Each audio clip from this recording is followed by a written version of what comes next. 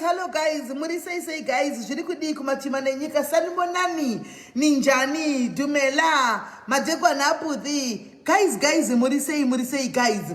Aiwa ndati ngatisanganeka. WhatsApp yange yobvuta imbomirai makadaro guys, timbotaura neava vanhu 113 makanitarisa kune imwe phone uku. Noster Richard, oh yeah, Noster, it has been long. Noster Richard, secha group rakanzi, page rakanzi, SIS MELLY Diaries Lives. Secha iroro ndokwatiri. As we speak ndokwatiri. Apa ndiri kutokata. Ndangoita chiti munoti live yatanga kuseruko. Saka ndakutokata. Noster Richard, secha rakanzi, na Kiliboni case, secha rakanzi, SIS MELLY's Diaries Live. Guys, can you please take vanhu vamunoziva vari kuseruko, vari ku main group, vauye ku new group kunoku. Vategei vauye ku new group kunoku. Hanzi zviri kunakidza. Farai urunakirwa uri pa wrong page. Page ramuri Fatima, page ramuri harisiriro. Uyai kuseri, teverai vamwe. Apa pamuri vangani 120 chakadaro, muri pa page riri wrong. Chiuyai kuseri, hanzi kuseri kupi. Maina ijeo. Secha page rakanzi SIS MELLY's Diaries Live. Rine mumwe mukadzi so akapfeka bhurugwa rebrown ipapo. Rine mumwe mai akapfeka bhurugwa rebrown so ipapo. Ndo page racho iroro. Titori live. Uyai ikoko. Mai naijo esnat. Guys, mukuwedzera manamba iside kuti mudonedze manamba.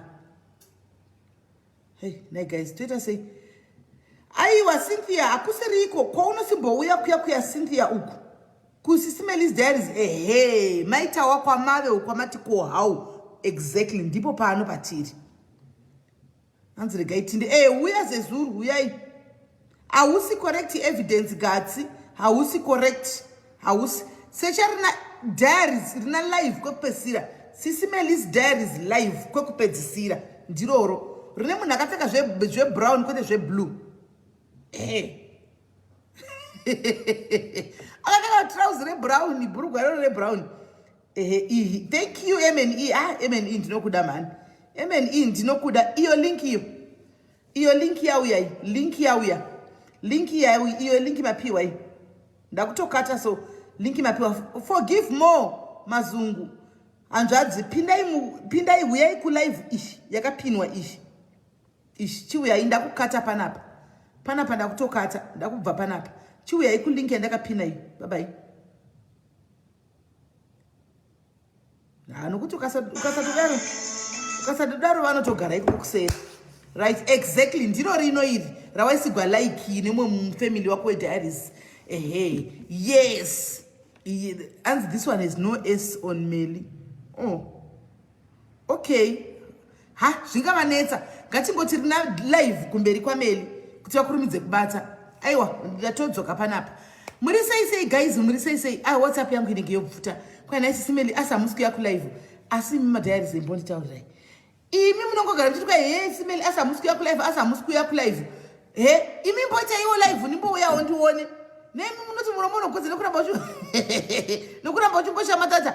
Imi neda kungoida tino chete. Kwa SIS MELLY TV yangu yakafa. Saka izvukana mukasa yaku live. Nakunda bhira kuti nderera pashe. Pose chingotenderera namadziro. Kuda ku UK kwaita zvimushana here. Ndichingori kumushana chingotenderera.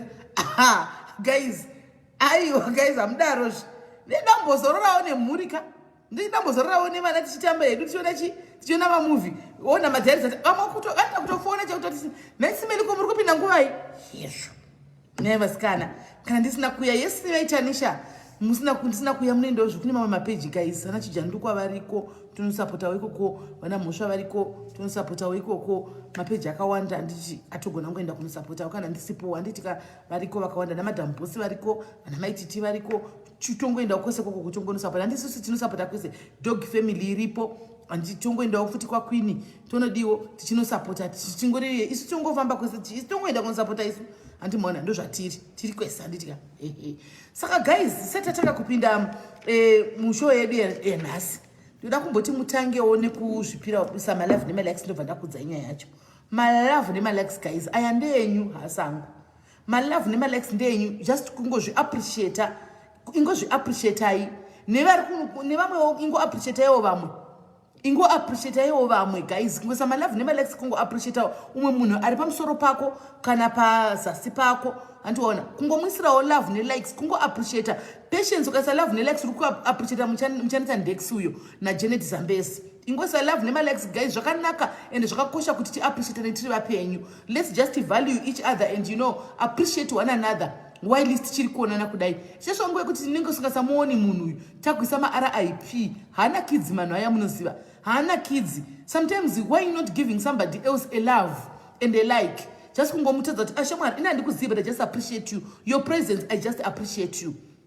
Anditika thank you Avila. So guys hanzi inga tinoita malive taura hako nyari vanenge voda kuti ndipinde everyday fuchi everyday azvizoitiwo. Thank you Hither Manyambiri for appreciating other people here as well as yourself. So guys, imwe ini anoda kutenda indakazvimirira kudai. Ndoda kutenda vasikana. Muzati madiaries mudotidadisa. Makakrashisa ningikiri website yesenditu. Makakrashisa website yesenditu mufunge. Nzine muri dzosenditu yasona mbona zvakadaro. Zvinoreva kuti saka ndiri kugona ka brand ambassador na imi asikana. Ndiri kutogona brand ambassador mufunge.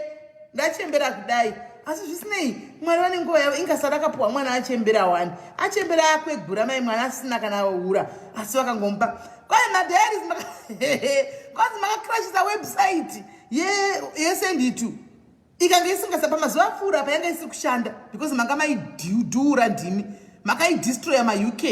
Saka vanhu vari Africa nekune dzimwe nyika, let's appreciate these people, these UK people, these UK, because ndo vanhu vaitumira mari kuZimbabwe apa ndo vane nyika iri kukwanisa kutumira mari kuZimbabwe so far nekodhi ya 10 mili. Kodhi yanga isingasashandi nokuti madiaries necongestion yekutumira mari kudai yakakrasha kudhimuka chaiko chaiko.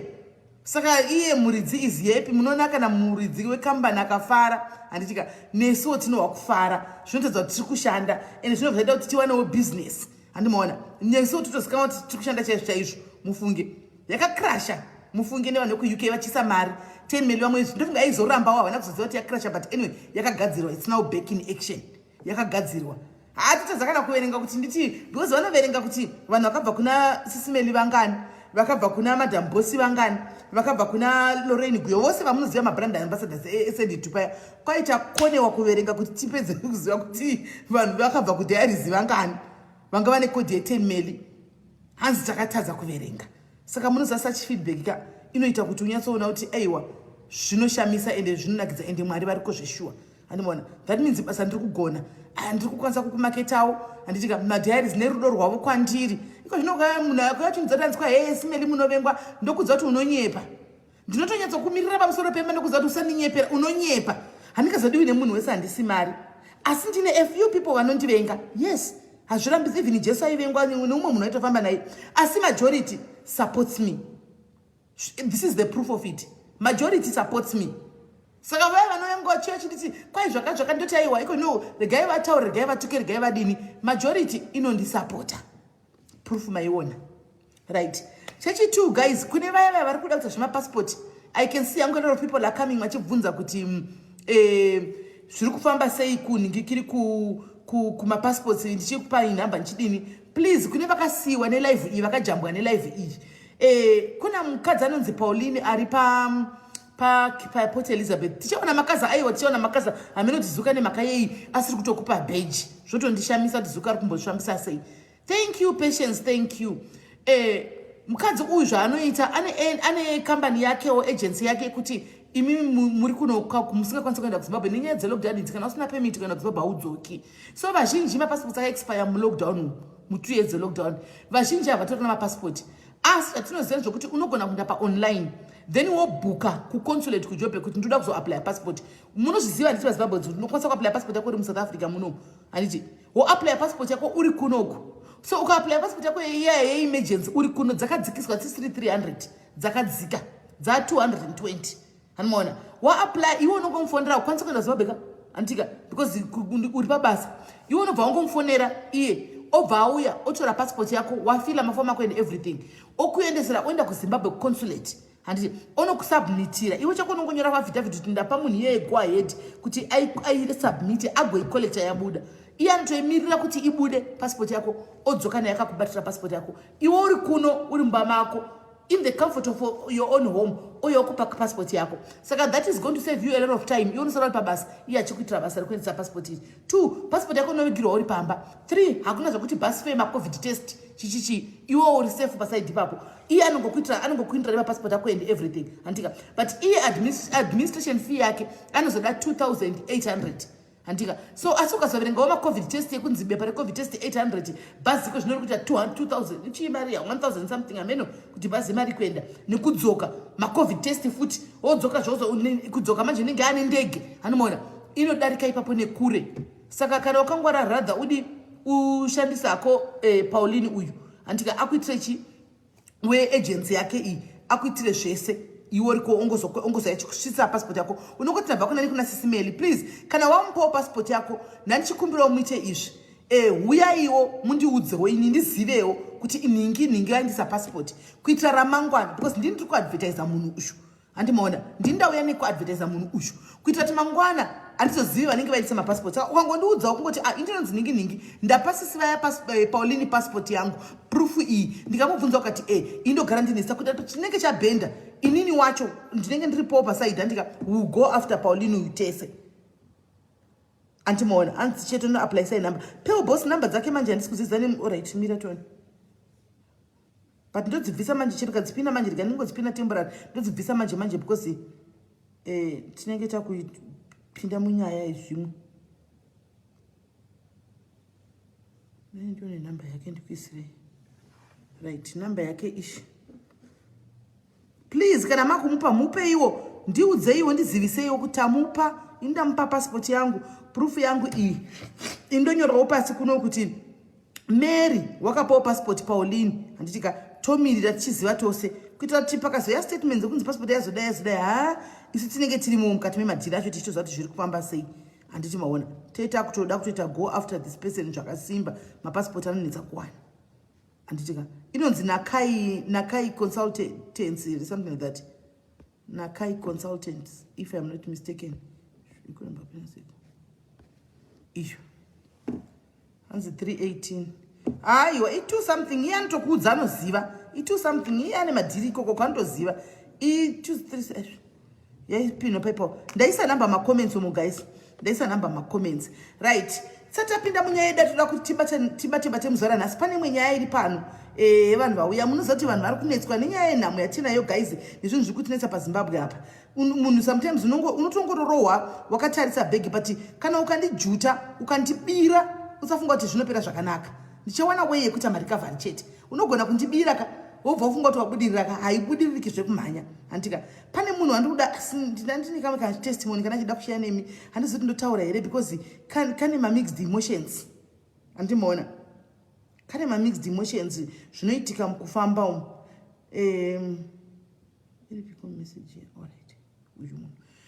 kane mixed emotions ndofunga pane musi ndakambotaura panapa vaivepo munogara muchifonera panapa munoziva ndichitaura kuti pane rimwe ghost raindituka zvisingaiti ndikakuudzai ndikati ghost iri ndariwana kuti riri munomu muRustenburg asi location kwarabudira handitombotambiriko zvandinetsa kuti zviri kufamba sei muchikuremba ndichitaura nyaya iyoyo. Vamwe vakati riconfrante vamwe vakati aiwa musamuconfrante vamwe vakati kudidi muri kuziya right. Sezvinei nyaya dzeshamwari idzi vedu ini chimwe chandoda kukuudzai ndechekudai so kana muchinge mafunga kuhura vakadzi vevanhu kana muri pavarume paya handiti chisiyanai nevarume venyu ava munonyatsa kunohura zvakanaka muri kwamunenge muri musaita chihure muri pakati pevarume ava zvine ngozi zvine munhu pasi zvine ropa pasi. Nezuro ndakasara ndichidzifambira nyaya idzi handitika dzimwe nyaya idzi apara ndinongozitaura because dzatekeshera muno muRustenburg nyaya dzachona handimaona ende nyaya idzi kaidzi zvinhu zvokuti dzitori hama dzangu but zvinotonyadzisa nda kutongozvitaurawo kuti zvakatongotekeshera muRustenburg. Saka kana mafunga kuhura handiti haurambidzwe kuhura handi ibhodhi yako zvako unoita zvanoda nacho handiti asi kana uri mukadzi womunhu chirega kuhura uri pamurume zvekutoti unotozvara vana kuchengetesa murume uyu vana vasiri vake. Shamwari dzenyu idzi ndati ndangokuudzai asi makuwa vari muRustenburg comment section nyaya yedu kutaura isinyiwa musazoti kwa SIS MELLY vakaita makuwa hasi makuwa indakadzifambira nezuro nyaya idzi because ndakadamwa kunoyananisa asi nyika ndanzi ndiyananise inyaya dzedza ndo yepublic ani ndinongoya ndongotaura pana kuitira vachi vaningina vedu nevadzikoma edu vanenge vadapinda mumiedzo yakafanira iyi vazive vachi makwenchekwenchi zvacho handitika makonsequences ezvinhu izvi. Hama yangu paya nemudzimai wake avane vana vavo vatatu vaine vana vavo kuti vatatu pakazoitika dambudziko rekuti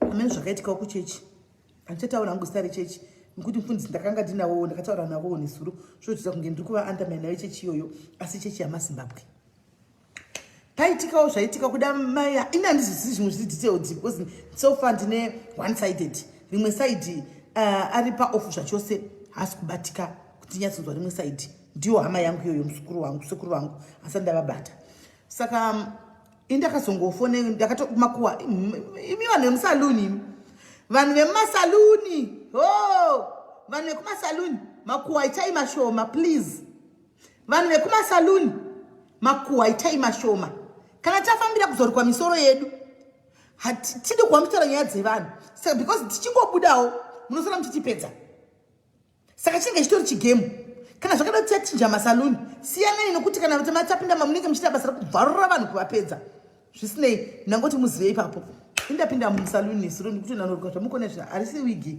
ndakatorukwa handiti mukona ndapinda musaluni ndikuenda norukwa ndasvigarira musaluni meya vapinda vasikana vechizimbabwe vapinda vasikana vechizimbabwe vakatanga nyaya dzavo tikatoti kuna hedresa wangu kazhinji hedresa wangu anosindirukira kumba ndosimuti call out uya kunondobhadhara mari call out ndatoti ndiani zvinoda kubvarugwa apa ini maini kuti ndakazvipfekera masiki yangu hapana akambofungira anything kana kundiziva kundiona vakazondona ndataura kuti SIS MELLY ini munomba ndotogara muno muRustenburg havatondizivi vakawanda havatondizivi vanoziva kundiona patv apa tv yedu paFacebook ndinoziva kundiona feya chekuti kwaanogona kuti avo SIS MELLY avo but hatina nyaya handisi munhu anoenda kudzimba dzavanhu handisi munhu anowanzoenda kumafunction ezvakadaro unless ndahayiwa kubaby shower baby welcome kumapati kupi besides that aiwa zvokungonzi kana kuti uyai kwaako handindi handisina ndoda kungodi kungoungana ndichiavoid hangu mashoko anotaurika mukati mecommunity yeZimbabwe imi munozviziva zvinoitika vatanga kutaura vedu vanhu vakataura sikana vanhu vakarima munongonzwa imi yakasvika pakuti vadaro manje nobva vafonera vamwe ndobva vauya mbva vachita 4 imi saluni yakaita kuti kuvharwa kuti dhuma vanhu vachitsva ini kusvika ndati ndabvisa masiki inyaya yakamakuwa kaenda kudawo kuziva kuti munari kumanya kutagwa kudai ndiani ndikati imi nyaya munotaura vasikana imi tikanzi SIS MELLY takutoseka paSIS MELLY vana vandakambosangana navo kwandakasangana navo kune maipatana ndahayiwa ndakambobhukiwa so ndiri MC koko saka vakabva vandiziva ndikati vasikana zvikanzi kondai kutsvagai kuti muyapati kwedu mukazodidiripa kuti nzapati yavakaita zvakanaka fani ndikati ko munhu wamuri kumbopedza uyo mabvarura kudai ndiani zvikanzi munomuziva SIS MELLY ndikati upi zvikanzi iyama yenyu imi timaimirizika pane maipati muchidai ndikati cho nhani yangu yachitipa ndikati zvinoni zvokutaurwa pano munhu uyu ndeupi akauya nefoni yavo paya vanditadza picture ndakabva ndapera mafuta guys kupera mafuta kuti ndakati kuna idresa kurumidza kundipedza ndoda kutoenda kunoda kutodzifambira nyaya idzi munozati akati edresa achindiruka ndakabva ndatotora foni ndikabva ndatofona ndikati ko nhai nyaya ndiri kunzwa musaluni what's going on ndobva tonditi mutokana mapedza muye kuno asi handichagari kuya ndakugara kumwe ndikati zvinondosvika sei zvikanzi location ndobva ndasandikwa location ndikati bo wakasara wondipedza ndandodowa zvose jusi rose gist rose imi nyaya dzevanhu idzi kaidzi kana maenda kunorukwa fambirai chimusa driver weambulance munokuvarira nyaya dzisinei nemi zvokwadi ngoriwo advisa ndingokupawo sechembere ndichidarika ndinu ndapedza kurukwa mumota mangu ndakaisa nhingikiri panhingiri paGoogle Map ndatsvaka ndapawana ndasvika kochi aiwa ndaronedze go side of the story ndo zvakaitika nyaya yacho yanga entanglement iri serious yekuti ndakagara pasi kudai zvikanzi matogona mafura nepano mafona motofunga kusiya mafambira nyaya idzi because pane inini pashangu pakatogwa nyaya iyi ndakanga ndotoona ropa ndakatoona chitunha ndakaona coffin richitagwa nakoma boys muri kuwa ndichienda kuZimbabwe ndikati zvinhu zvakadai izvi but unozati kana nyaya dzichibuda dzinobuda nemaversions akasiyana ndinoziva dzinobuda nemaversions akasiyana iwe chokwadi unozochiwana kana wanzwa uku neuku so far ndine one side handika asi handingati ndo chokwadi handingati nhema ndichapomirira rimwe side zvokuti nyaya yatosvika pakunesa yatoinvolva vakuru vakatosungabva kuzimbabwe vatouya kunoku mai vari kuchinga vari kupenga vari kuti handei mai mwana pane entanglement pane mukadzi muzimbabwe muchechi imomo mukati memachechi muzama uhypocrisi watinahwo isusu makristu ka anoenda kuchechika zvakaoma mukadzi wakataura akati makuhwa muchechi akataura kuti vanhu vari kufambidzana muchechi imomo baba nhingi namai nhingi vari vose murume womunhu mukadzi womunhu vari kufambidzana vachichi vachizodii vachideta makuhwa aya zvikatekeshera muchechi kusvika zvasvika kuna mufundisi akaitawo pachikuru panguva yekutanga akavaisa pasi peshamhu asi anhu amungada kuza maspouses avo kuti ndo zvandaita kuno ndo zvakaitika kunoku ndobva nguva ito punishment yake sababa yezvemweya ndobva yapera ndobva zvatanga kandi guva rinototi kune munhu wakadozotaura achiudza murume kuti vana vaviri ava vemudzimai mwana umwe wekutanga ndofunga ne8 years nemwana wechi2 akuda kuti unosvitsa gure havasi vako ndevenhingi ndokutaura muzita romurume womunhu naima nemukadzi wakewo uyu mukadzi womunhu ane murume wake murume munoziva kuti murume achidza zvinhu zvakadaro unoita kuita unotobuda ziyaka kana uri munhu wechirume murume azvinzwa akaita kuli yake zvinove zvakashambisa vanhu hapana wakaudzana hapana wakadii audzwaka ndobva angoti chinyararire mumwe musi ndokungobuda navana akaisa mumota vanhu vangoti ababa vaenda kunodii kutenderera navana ndokutonotestisa vana kunonzi kuiku kwana mugabe uku kumablood test kumadna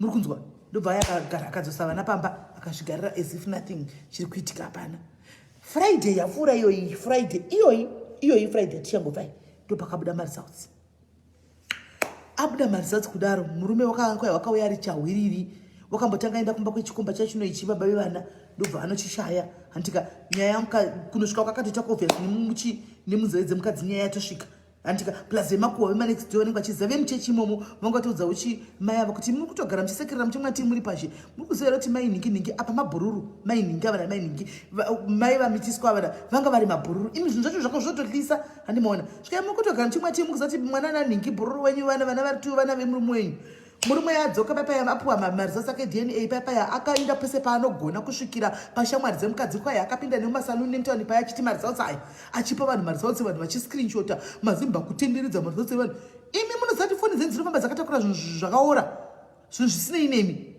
vanhu izvozvi kune vari kutofamba nemadna iwaya mumafoni avo unomadii naiwe ndihama yako unei nazvo uwe naungenapi kwai kutenderedza kutaridza vanhu kutaridza kuti honai abuda achidedza hama same day vachinzi budai vachidzingwa pachiita jonganyonga mupokuta mvenge mai mwana handimaona iti chizozvinzwawo ndichizozvinzwawo papayawo ndichizomusaluni pai ndichimufanira nchindawo ndizuro zviri fresh zvakaitika paweekend apa ndichisvikawo papa ndichitowana vatowanawo imba panyumba yavarapa nyaya dzacho asi ndangokudza ndechekuti gaizika ityai vanhu vatema mazimbabwe tave kutyisa saka takazoenda kumba kwemurume uyu unonzi ndo baba vevana tida kunohwawo kuti sviko zviri kuitika nyaya zviri kumbofamba sei handimaona zviri kumbofamba sei ndopataenda inini nani nemumwe mbereki mukuru handiona wemwana wokuita izvi taenda kuya mbereki ari kushushikana ari kutamburaura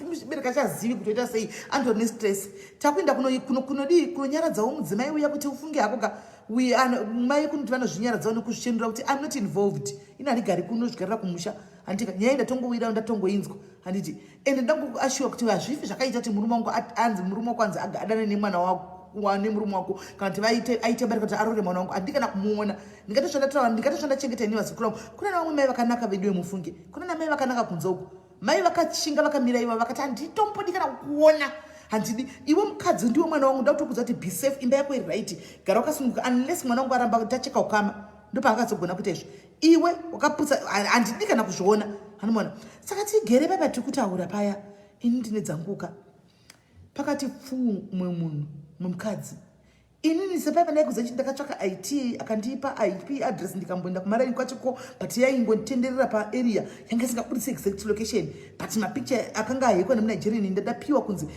potential unikikiri muridzi weaccount iyi ndeuyu handimaona uyu munhu yanga ari pafriend list yangu asi anga nerimwe ghost raindibvarira naro zvisingatoiti nyaya dzese dzamunonzwa dzinotaurwa paFacebook about Melly ndiye akanga atanga kucreata nezvekugrupu ravo nemaghost iroro. Muri kunzwa? Ha! Ndobva ndamutendera tenda ndobva ndashaiwa. Saka ndakabva ndati but imo muno murodhi yatiri pamukadzi uyu ndo rodhi ndakambouya last year ndichitsvaga munhu wangu andaitsvaga. Saka samunhu ane mapikicha emunhu yanga akachengeta kuti ndichadini ndichasangana naye chete. Pakabva pabuda musikana achibuda muyadhi mamai achinda kumba kwake. Ndobva ndati ndandakapiwa nezita zvese nesenemu. Ndobva ndati kana asiri ndangofunga mhani yangu mazati pane chinhu chinongokuudza chitongoti hameno ingo exe papo ndangomudedza nezita. Hanomuona? Ndobva ndati ndiani andiziva. Ndobva ndati maiwe Mwari makanaka Jehovha nhasi tasangana. Handiti maona. Ndobva auya ndikati yesi kani zvikanzi Sis Melly muri kutsvagei kuno munodei kuno zita rangu mariziva sei. Ndikati aiwa hazvina kuipa munin'ina chandangoti ndikudedza nechekudai wonaka unondiziva here iwe. Zvikanzi ndokuzivai kuFacebook handikuzivi. Ndikati mainini zvakaipa kuti hamundizivi nanditokuzivi saka ndakakuona nhasi unondicreatera ghost. Iwe wenda nenyaya dzaunoenda nadzo uchinotaura haundizivi handikuzivi. It's so wrong.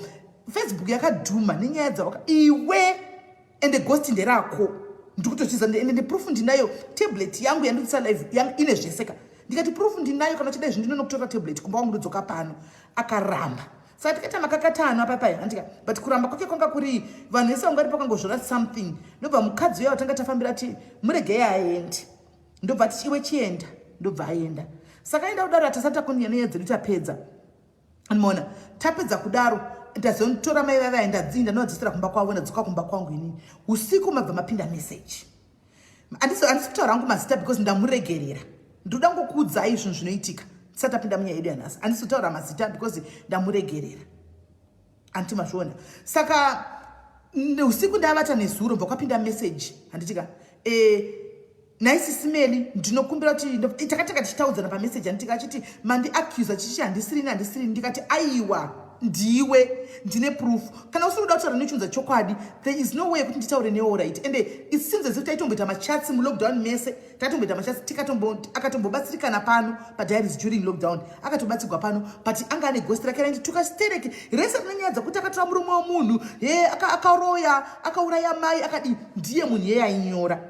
Ndikutaura izvi because ndazviclear andimaona nhasi ndokwazvakatangira zvokunzi vakauraya vanhu nanazo ndokwazvakatangira ikoko. Handi muri kunzwa pamaiona ndichipostwa ndichinyorwa ndichita ndokwazvanga zvatangira nemunhu iyeye right. Ndobva ndati saka ndatisingakwanisi kuti utaura zvinhu zvakanaka hazviiti. Ndobva ati ndatoteura ichiripo ndakutofunga kuti ndiblock. Ndopakazwa ndichi ndokumbirawo kuti tisangane mangwana if possible. Ndikati what's there to talk about what hausiriwa ndirambira ini proof ndinayo it's fine but ndandikudza zvaunotaka wazvona ndakubata zvinourayisa unogona kudzokera zvinourayisa izvi zvinourayisa zvinotourayisa ufunge and kuno South Africa unokuziva anything is possible 50 rand 100 rand ini ndakagara mumba kwangu ndiri palife handika chiitika zviri kuitika nangoni ndingokudza kuti mnin'ina zvakaipa haundiziva ndikuzivi it's wrong zvinhu zvaunoita. Zvikandokumbira sangana nemangwana please. Ndikati alright ndipe time nevenue zvikanzi pamunoda imimi. Ndikati alright ndibata makuseni. Kuseni ndakatorarawo antika ndobva ndaona anzi ndiLorraine. Aiwa Lorraine agari kuRustenburg. Ndotaura zvinhu zvemuno muRustenburg. Zvikanzi ndinhasi makuseni. Nhasi makuseni ndobva andifonera. Handiti ndobva ati ndakupinda mutaxi. Ndikati alright ngatisangane pakati. Handiti ndatowana andimirira panabva kumba ndawana tomirira inini. Tasvika pavatamira ndobva handiti handizivi ndotanga nchiti kudii mufunge mundiregerere ghost ramaitaura riya nderangu. Ndikati nandichizviziva kuti ghost nderako. Saka zvandaita kuti paite mawitnessiwo iye hake haana kuzviziva kana kuzviudzwa akuzvinzwa pano nhasi iko zvino. Ndabayira maadmin group emadmin ndangovafonera vese vari group vakadaro. Ndobva vauya pafoni ndobva ndaisa foni pamusoro patatakamira kusure kweboneti remota kuti vanzwe zvese. Anomaona ndobva ataura kuti Sis Melly ininika zveshuwa ghost ndini.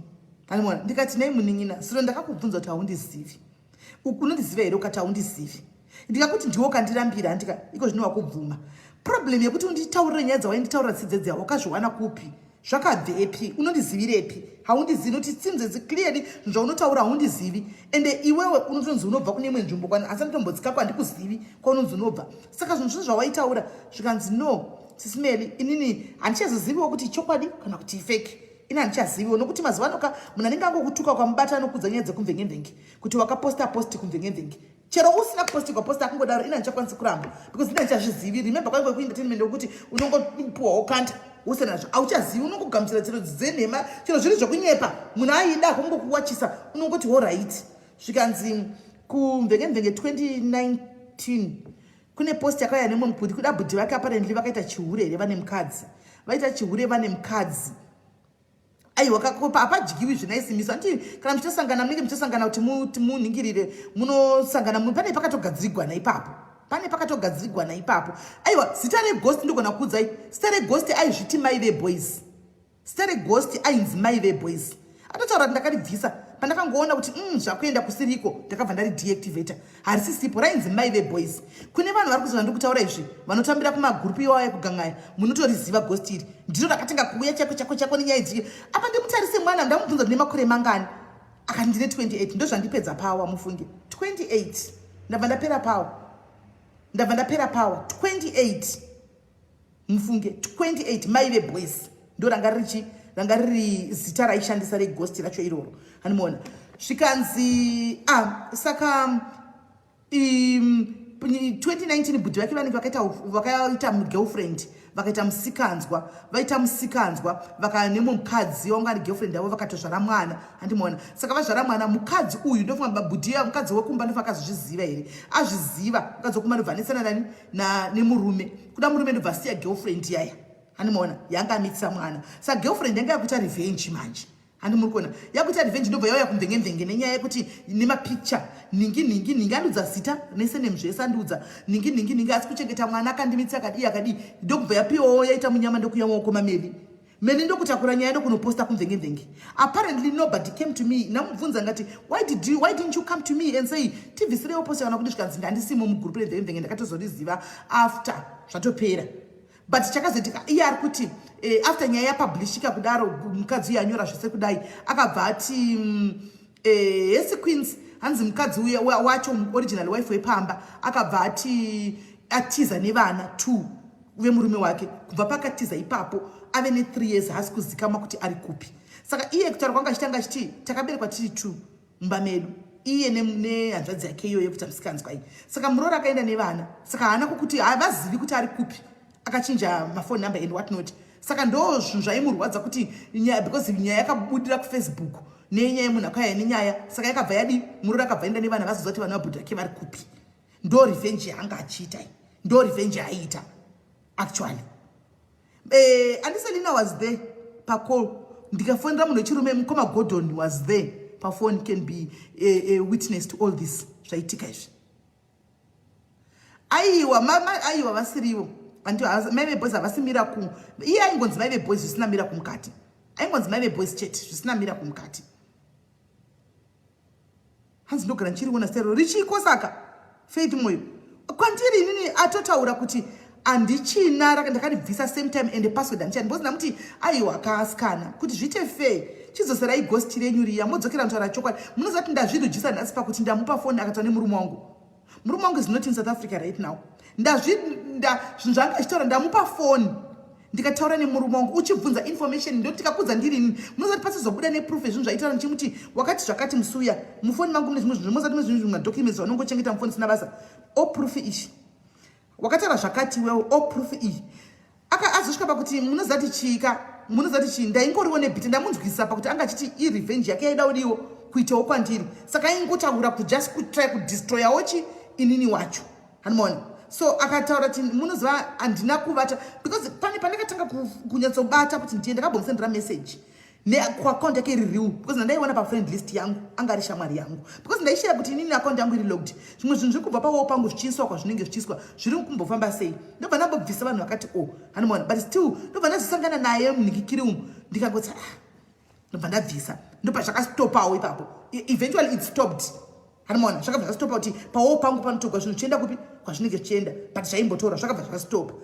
Ndobva ndati ndamubvisa anti munoziva zvinotonetsa mwana mudiki munoziva ndatombofunga ndambomuti unoziva kuti handi nyaya itinopedzera kumurume wako iwewo wataura nemurume wangu and akakupa zvanga uchida information yacho yese handichika svika chitochindawo kune wako akati hazvigoni simeriti. Munoziva kuti musika ndamunzwisisa pakuti neniwo pandaita zvana mvenge murume anga asingazvizivi ndaingoita chichikunakirwa anga asingazvizivi anomaona ndikati hande zvikanzikana simeli ndiregererewo nokuti zvinhu chokwadi zvinhu ndine nguva zvichinidya mwe ndisingati asi kuti ndikuapproachei ndaikundikana apparently iwewo zvinhu zvawaitaura izvo handika wakazviwanepi wakazvinzwepi zvikanzi apparently kwai zvinoimbova vamwe vanhu mukati ndakanga ndiri kupi hanzi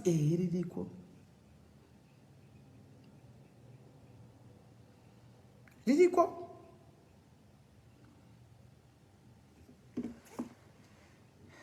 alright kana muchiti ririko mirai hazvinetsi kana muchiti ririko hazvinetsi because nini handiti akadeactivata hazvinetsi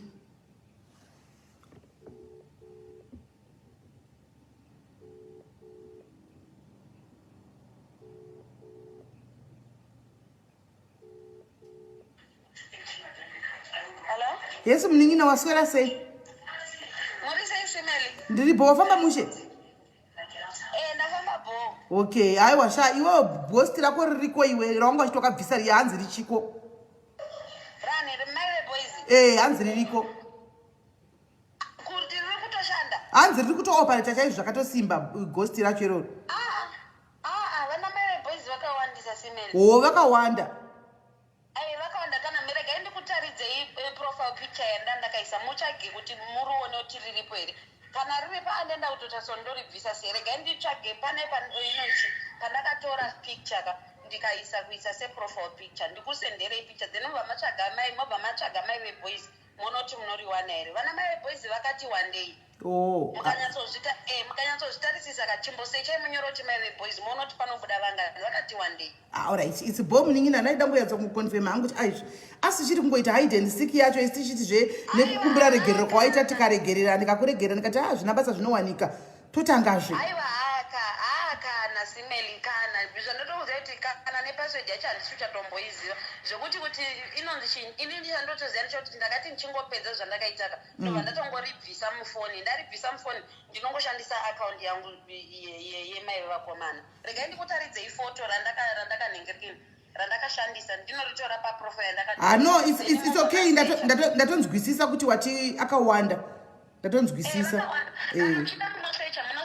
munoti vana mai veboys vanobuda vari vangani vana mai veboys vakawanda zvakafanana kana vana mai vevakomana vakawanda same vanofuta vanozviita na mai vevasikana vanenge vakawanda alright iri bomu inongorara bo alright simeli maita basa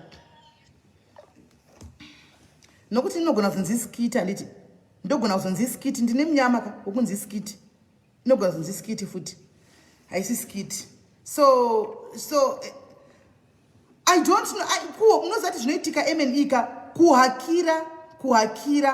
kuhakira kwekuti unongotaura zvozvo ngoti ndoda ndine wanguwo wandakatageta handiri kunzwa kuti aiti ndine revenge yezvinhu zvenyaya yabhuti vake saka obviously ivo vatisingafungiri mufunge vatisingafungiri vanhu vatinenge singafungiri vatinoswera navo tofamba navo ndo vanoita zvinhu izvi vanhu vanotobuda nemafesi avo vachitodidiriwa vamboite maghosti mufunge vanhu vanenge kutoti ndikakutaridzai kuti uyu munotogona kundirambira mese panapa munotogona kundirambira mose panapa ngakuti uyu ndoti ndina picha dzake munotoramba kuti simeli azviite munotoramba ndamuudza ngati uvhailo hwave nazvo nezvauri nezvawainyora nematukiro awaita nezvaita uri aiwa zvikanzi aiwa ndini but munhu haungazozvirambi because proof ndinayo handiti maona but anyway tazotaura tikataura nezvazvo ndikangona kuti okay she doesn't sound like kogosi rinosounda sei handiti munhu here anenge ari akangovivanda handiti wazviona munhu anenge akangovanda saka undizongona kuti dzimwe nguva zvinongoitikawo kapapenyuka kune zvinhu zvinongoitikawo zvisina nebasa rese zvokuti you don't even take it to ati vanhu vanongotaura tazongotaurawo hedu toga ndikati ona mainini zvinhu zvakafanira izvezvo handiwazviona kuti mani ndandakuziva chigaya kuti ndakambouya kumarenga ndichikutsvaga dei ndakakuwana chichaitika kana kuti ndakuziva kudai so because iye atotaura ndanzi ndakambosangana nemi mushit street muchitenga zvinhu zvakawanda hanzi ndandirimo hanzi ndikahwanda kuseri kwemavhasi kwai ndikakutarisai mukabuda mune mazipabheki ndikandopinda mota and it's true bedding yangu yakawanda ndotenga muStreet hanimaona ndabva ndatoziva makapfeka ndobva ndonzi makapfeka zvakati ndakatombosangana ndikatanonati waitozvisa pamanagement kandina ndikuzivi iwo watondiziva nokuti unezive nyaya dzako dzaunoziva pa kune mamaski mazanoka obva wamanya unovanda seri kwevhasi handiona kuzvipa lebha sina nebasa rese asi dena ndisiri inini ari umwe munhu ka ataitaura zvatiri kuita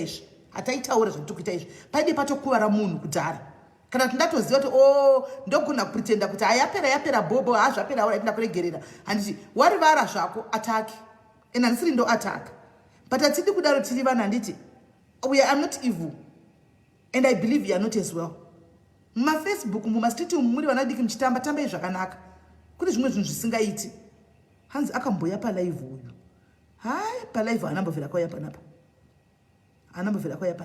hana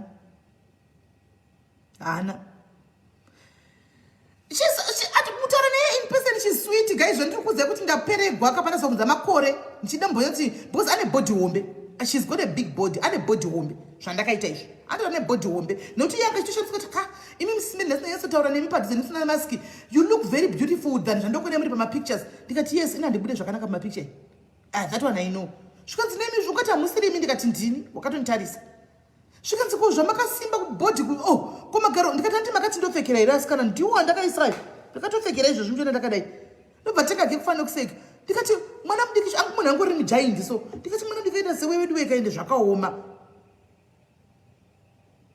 andimazviona saka anyway tazongoisolve yedu tikaitaura anditika ikabva yapera anzi beautiful girl sure she is beautiful and I cannot take that away from me andisi evil ndatomuregera zvatodarika I just wanted closure yekuti anondizivirepi andikaona kuti handizivi hanimaona zvinhu zvemumastreet imomo saka ndangoti nditaurawo hanzi pin number yepassport ndaisa macomments unozoya kuningikiri hezo unozoya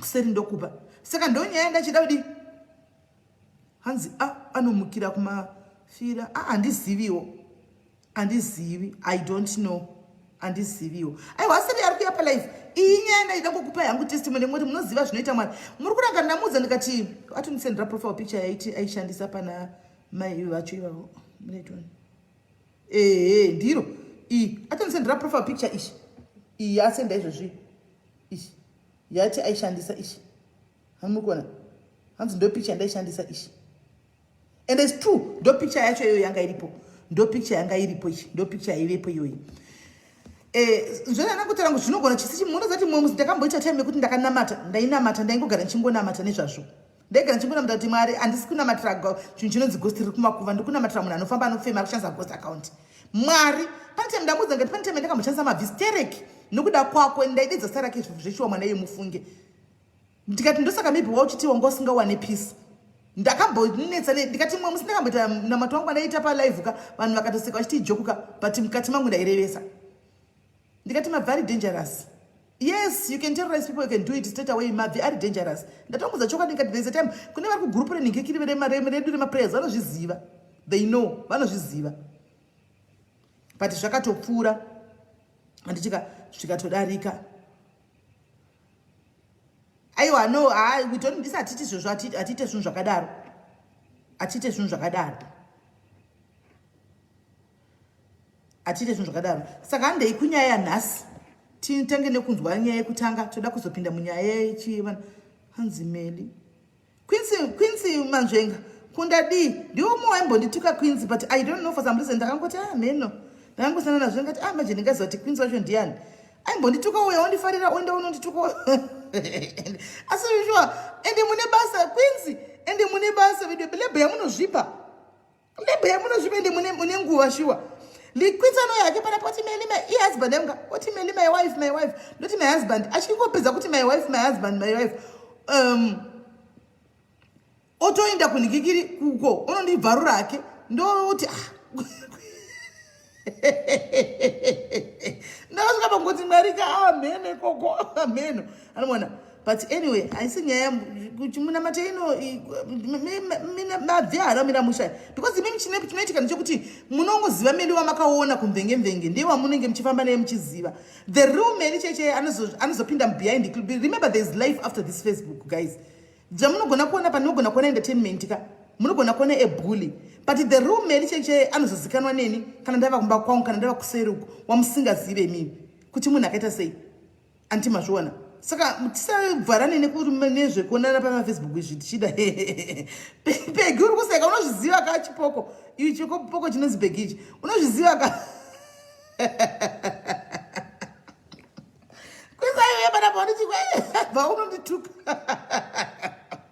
ndikati panziko yemusaluni ndaitaura wani kuti ndimo makabuda gist rekunzi vakaningirira mai vava vakahura vakazidi ndo mai mandakainzwira anoona ndo mandakainzwira magosani mune basa vediwe mune basa chero kungomukira kuti nhasi tiri kubatana ina angu handipindi uri manje mazana ndongoshandisa mabva angu ndakazvigarira ndogona kusasangana newe because uri kure asi mwari vane nzira dzavanoita nadzo dzekuti zvimwe unogona ngona zvimwe zvinhu zvisingatsambe zvakanaka woshaya kuti zviona. It took me 2 years, 2 good years tizosangana nhasi ndo zvinoita mwari izvozvo. 2 good years asi I never stopped about it kuti uyu munhu uyu mwana uyu ndiani kana kuti murume kana kuti ndiani, who is this andimaona. But ndakangoti no, inini what I'll use ka war room. I'll go to my war room ndokwanichanopedzera dhiri rangu ikoko ende kuwar room ndokwandopedzera madhiri angu kazhinji kacho. Paya pamana ndichituka chinyarira papa ndichidi andakupusa guys, munoziva kuti ndaive ndiri njeri imi andakupusa kuwar room ndokunozoperera madhiri angu chaiwo ndokwandomapedzera because munhu wenyama amugoni kutaudzana zvakanaka mukawirirana, asi kune munhu anonyatsondi understand anondizwisisa anonyatsondiziva anonyatsoziva kuti no, is this person a snake? No, she is not. Is this person evil? No, she's not. Ndokwandono nyaya dzangu ko ndokwandinozosubmita mitori yangu ikoko kwete kumunhu. Anzina sweetness ndazvipfumura hangu. Sweetness andiziva hangu. Unombotuka here? Anzana mbona uchituka asi though. Right, mira ndifonere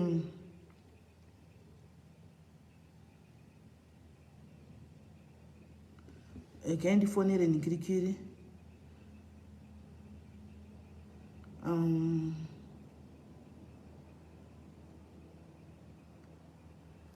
Let's hope I'm online.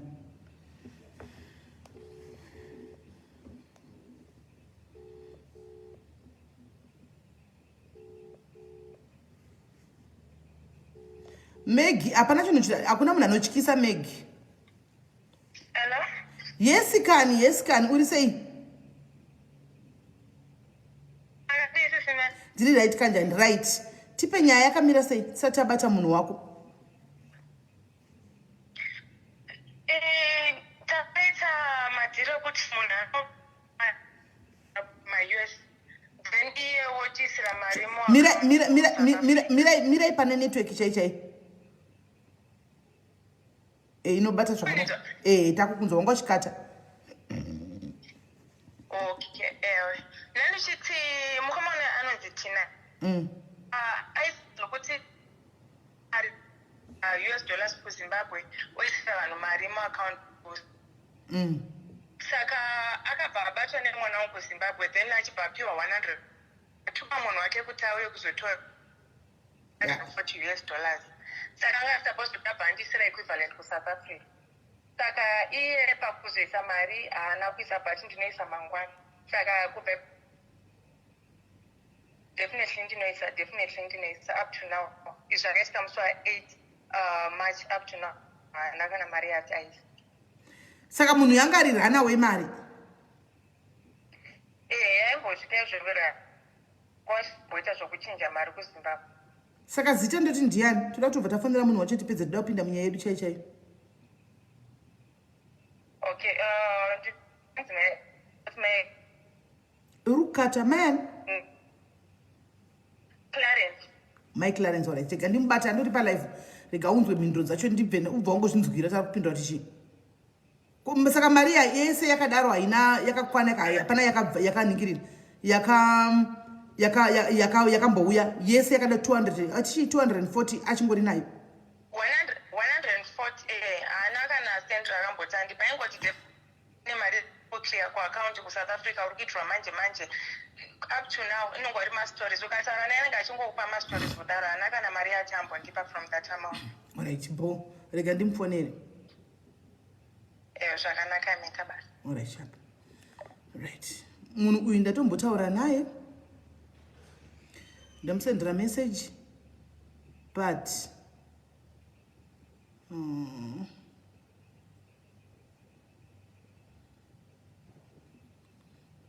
let's hope aripo tinzwe. Imimi vanouya nenyaya dzekuti munochida kuti vanhu venyu vafonere gwaro naZimbabwe, please ndokumbura kuti muye neairtime yachona.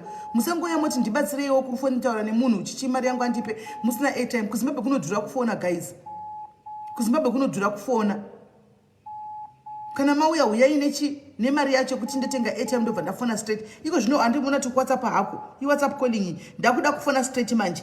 Airtime handina. Munhu anenge asiri online izvozvi haasi pamwe asi online handika WhatsApp calling.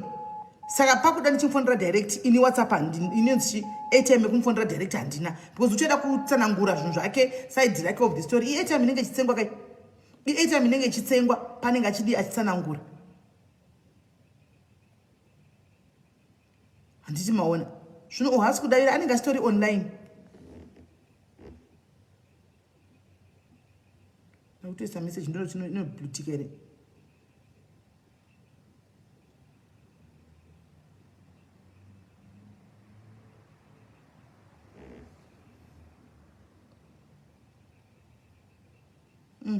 Yatika ka 1 saka ndomufonera sei andina airtime yekufona kuZimbabwe.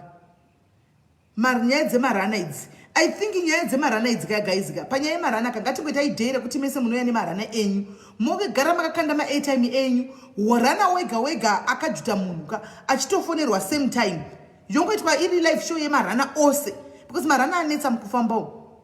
Marana anetsa mukufamba. Marana anetsa. Saka tingatingoti toita live yemarana yakamirira marana ese. Kana una rana wako ndodhere kuti uye uchimutaura kuti ini ndine rana wangu wandakapa mari yakati kana ndakapa mafiriji ndakamupa chi hazvina kusvika. Yongoitwa nyaya yemarana ini ndine line ravo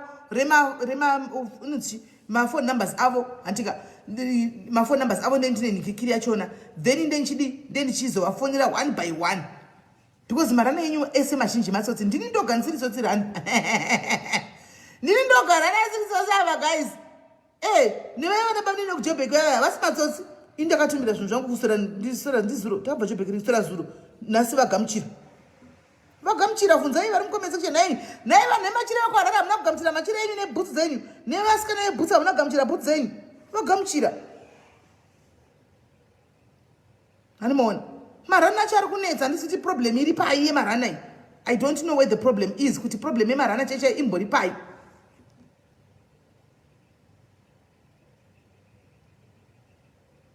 Kana wapiwa mari nemunhu akakutrasta kuti mari yangu nditengerewo chakati ndozvandiri kutaura handiseni handina mari ina nditorina airtime yekufona direct. Saka kana ane mari yekuti aise neva vari kuda kuti mufoneregwe. Kana uchida kufoneregwa munhu wako waune chikwereti naye kana kuti baba vemwana wako vakakutiza vaya kuZimbabwe vari kunyika imwe uya neairtime because kune imwe nyika kufona kunodhura handimazviona kunodhura. Uyai neairtime dzenyu kuti baba vemwana wako ramba kuchengeta mwana vari kunhingi uko then social worker meli obva vafona. Handimaona waisa airtime akutofona direct. Handimaona kuna rana akandinetsa ariko kuZimbabwe kana kuZambia tobata rana une airtime yako. Handimaona marana acho anetsa. Handizoti chii inhamo here lockdown here handichazivi kuti zviri kufamba sei asi ini mukandipa henyu mukandituma zvenyuka senge ina hangu handi kutuma nevanhu vari local musanditumi vanhu vari local please don't send me don't send me vanhu vari local ndinoda kutumwa nevanhu vari kure kudiaspora kuti hagoni kusvika ega kuJoburg vari kudiaspora sisimeni tengere ndakambotengera mukadzi masofa nefiriji ndikamutumira pana December akandisimira ndida kutuma inobva ndipa catalog yekugame ndikati iwe kune wakachipa than kugame uku andidi kudlira mari yako kune wakachipa than kugame mina ndokutora price list mangwana ndakanoya neprice akachinda yamunotora mari ndakatongesa kudhara ndamochinda motenga iyoyo fridge nemasofa motumira kuZimbabwe yasara mumadrink ndakatomuka makuseni nevheni yangu ndakanotenga masofa kanoraicha ndakanoisa kumabhazi zvakaenda asvika zvakanaka. Andinoona zvinosvika zvakanaka naka. Ende chero pandinonosvika pandinonoisa handingopi munhu wese wese. Ndine vanhu vangu vanoziva kuti izvi zvinotoenda nepapapa. Zvinosvika. Handiti maona. Saka ndizvo ndachida kuti taure guys. Saka munhu asi kubata foni. Regai tipinde munyaya yedu topic yanhasi. It's a topic yatoda kunzwa. Pane vakakumbira nezvenyaya yetopic guys. Hanzi vana mai tanetsa nenyaya yekusarudza vana. Kana une mari hanzi ndiwe mukuru. Koita umwe kuti mari yacho ndiye anayo. Ari kusapota imba kuti imire kwa mai vake. Asi still mai vanoda munin'ina kudarika iye anodiwa kana pasvika panguva dzokuti adi abvise mari. Andimoona. So handizivi kuti pofambiswa sei. Andimoona. Nyaya vana mai vana vari kukomplaina kuti munofevha vana, kune vana vanofevhiwa, kune mafavorites enyu. Handizivi kuti mucomment section obvious varipo vakasangana nazvo like ivo vakakumbira this life. Variko vakasangana nazvo, vari kusangana nazvo mafamilies, kuda wakasangana nazvo kana kuti zviri kusangana nazvo kana kuti wakambosangana nazvo. Toda kupai mukana kuti mutange mafona imi mutudze kuti chii chakaitika. Handiti do not bring your real name pano. Handika chingoya utiudze kuti wakazoisolva sei, zvofamba sei. Vana mai kana muripo vanodi vanosarudza vana vacho. Zvinofamba sei kuti pavana vamakazvara vese. Handiti panozoita one anenge ari favorite. Vamwe vachingodaro daro. Zvinofamba sei. Do pane nyaya yedu yanhasi ado tinyatsonzwisisa kuti zvinofamba sei. Ndoziva kuti munoda nyaya chedza kuti vanhu vauye nenyaya dzavachikuza chididi. But tichimama matopics munoziva anobatsira zvakanyanyisa. Anobatsira zvokuti sometimes vabereki tinge tingatozvioni kuti vana vari kuzviona kuti ndiri kunyanya kufevha uyu kudarika uyu. Antimaona tisingazvioni. And if we don't talk about it zvinogara zvakadaro nokuti mai vanenge vasingazvioni. Toda kuti zvitaurewo. Hanzi that is a very sensitive topic and zviri kuitika. Yes. Kutokumbirwa kwayo zvinoreva kuti zviri kuitika. Handimoona. Saka guys, manumbers ekufona handitika munoziva manumbers ekufona munawo. Handiti please mofona kana wakambosangana une experience yazvo kuti ininika I feel used. I feel like my mother doesn't like me at all. Vanoda vamwe mufamily nangu handirecognize. Mwana hafaniri kufaitira rudo rwamai vake vasikana. Mwana kuta kufaitira rudo rwamai vake. Handimoona kuti mama vandirecognize, mama vandidewo. Antimazviona. It's not supposed to be like that. And saka come probably pamwe mai vako vanenge vachizoona pane vanhu vakuruka vanenge vachizoonawo live panapa. Antimaona vachabva vatoziva kuti vana vanofilawo sei pavanoita izvi kumboko. Umwe anogona kuya nevana kana 5 achingosiya different fathers. Mai havataure chinhu, mai havareact.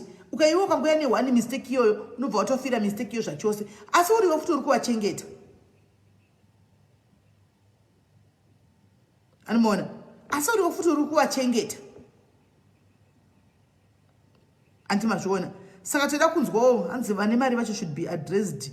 Nokuti vamwe vanokura musoro zvokutotonga dzinza rese kushaya respect to the elders, to the elderly, right? Hanzi vane mari vacho kana makuisawo mari mufamily munobva mada kutonga. Munobva mada kutonga vanhu zvokutoti vanhu mufamily vakutongofira kuti mari yake nokuti ndiwe wada kutotonga hauchina respect even nekune vanhu vakuru because you feel kuti ndiwe uri kuita kuti imba iyoyo imire. Saka zvazodaro manje pondopotangira problem. Namba dzekufona ndakapina guys. Namba dzekufona dziri pindi apo. Fona itinzwe vakasangana. Toda kutanga nekuti vakasangana nazvo. Kana vakusangana nazvo ndo vatinoda kuti vatange nekufona first. Then vamwe vanocontributawo wozocontributawo papaya. Hanzi now Windy Queen is not good kudzvara ruvengo mumhuri. Exactly. Because zvinoitika ndezvokuti mai vakazofa masiya maita gap pavana kuti uyu anodiwa uya ari kuona umwe achidiwa usafunga kuti acha anogona kungoona nyara rake but mukati make anenge achibatikana mukati make anenge achitobatikana. Antimazviona anenge achitovenika kakajealous kuti uyu anodiwa namama site kudarika inini wadzvara modzi yeruvengo mukati mevana. Wazonziwo wadarika nyika isi yedu handiti wazonziwo wadarika pano pasausisipo. Vana vanosara vakagara sei?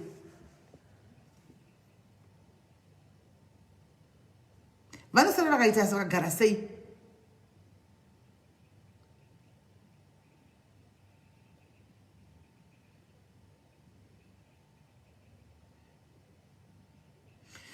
Mutulisi, welcome. Saka guys, can you please tell us motuudza? Yes, tana ndo discussion yanhasi. It's a discussion, ndio discussion yanhasi. Kuti vana mai yakumbirwa, kana yakumbirwa titorege kuitaura totoitaura. Okay. Paita magumbo Hanzi yes tinotonga because toda kutoziva kuti mari yacho yaenda kupi, haisi kupfachurwa here.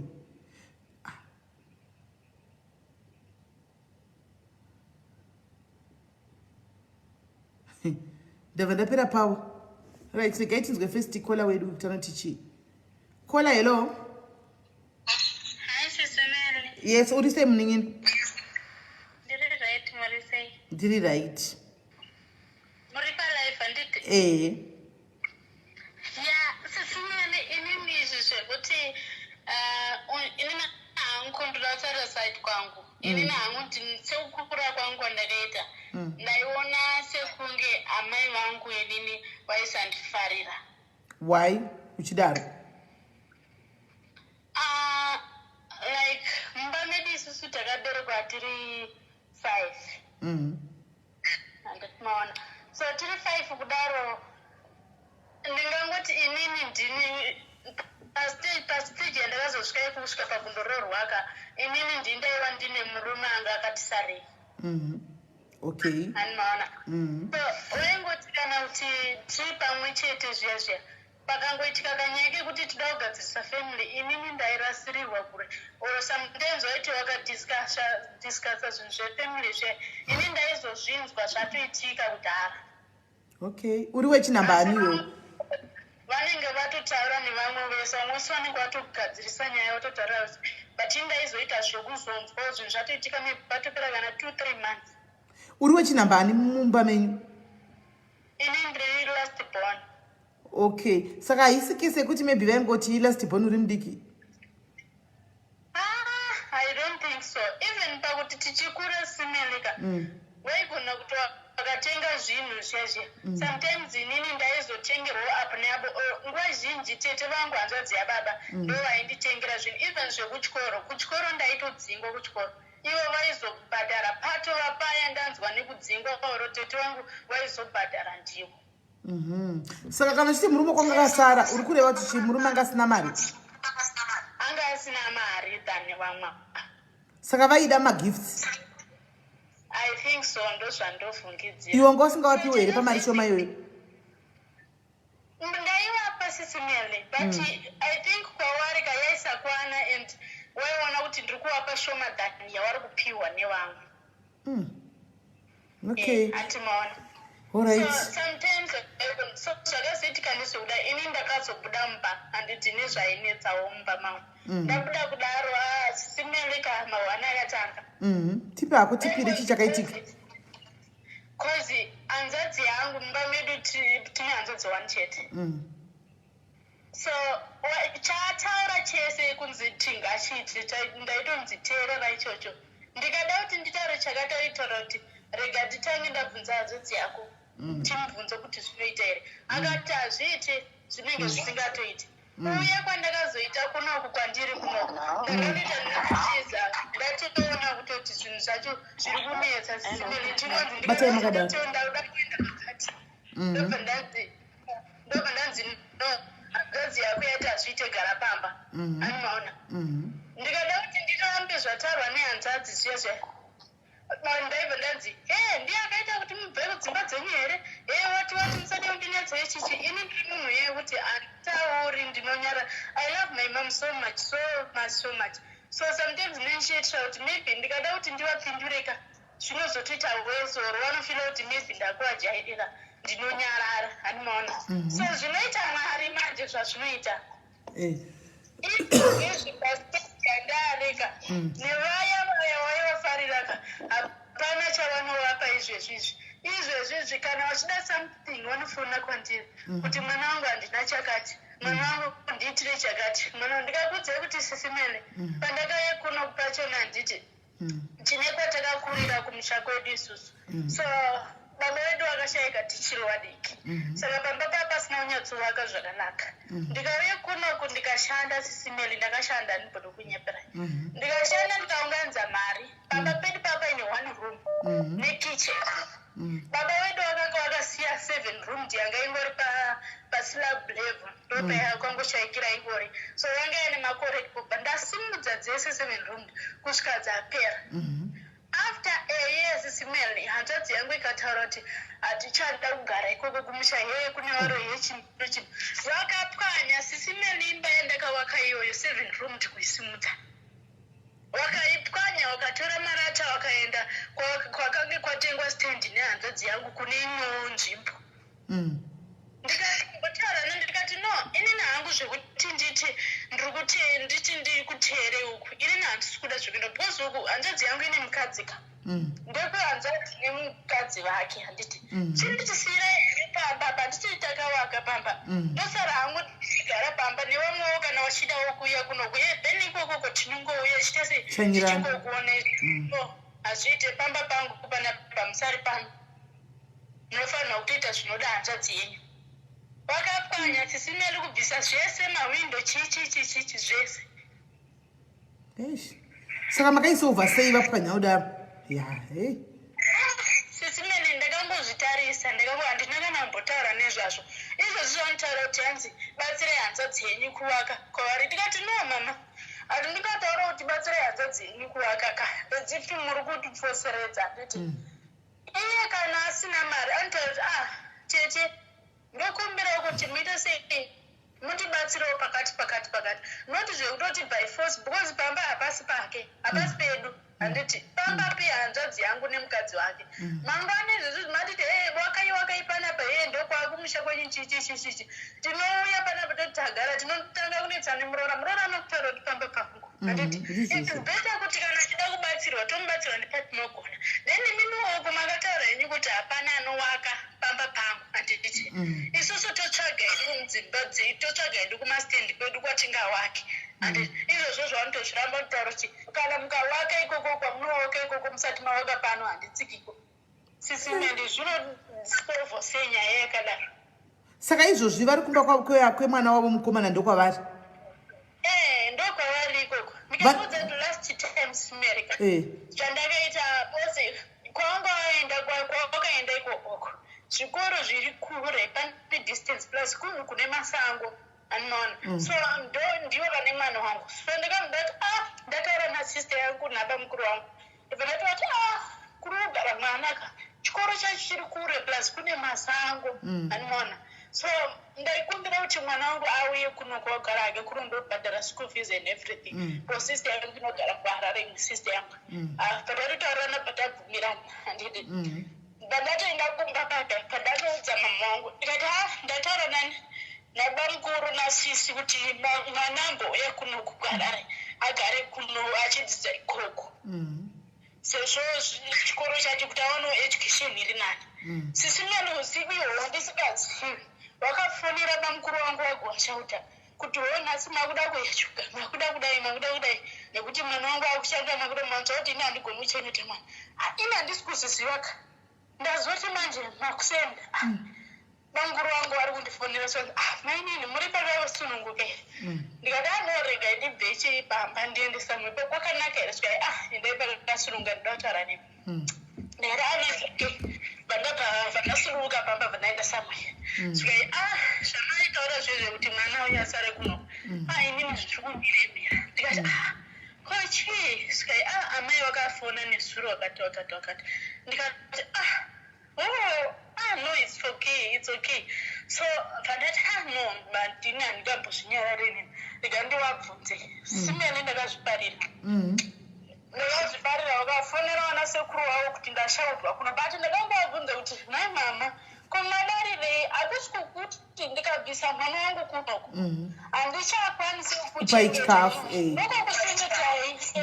apa ndirongoita kuti chikoro chemwanaka akuro aine education yakanaka handiti plus kuchikoro kwacho nakure kune masango like izvozvi zvipakutyisa simwedu vana vari kubata unotogara hana iri mumaoko kuti hai vachaita sei handimaona but iye zvakaoma simere ndimai vako chanya kubereka here kana kuti pane zvavasina kudza no amai vangu chaizvo utoini sometimes ndotombofira kuti ati ndimai vangu chaizvo but wekubvunza handina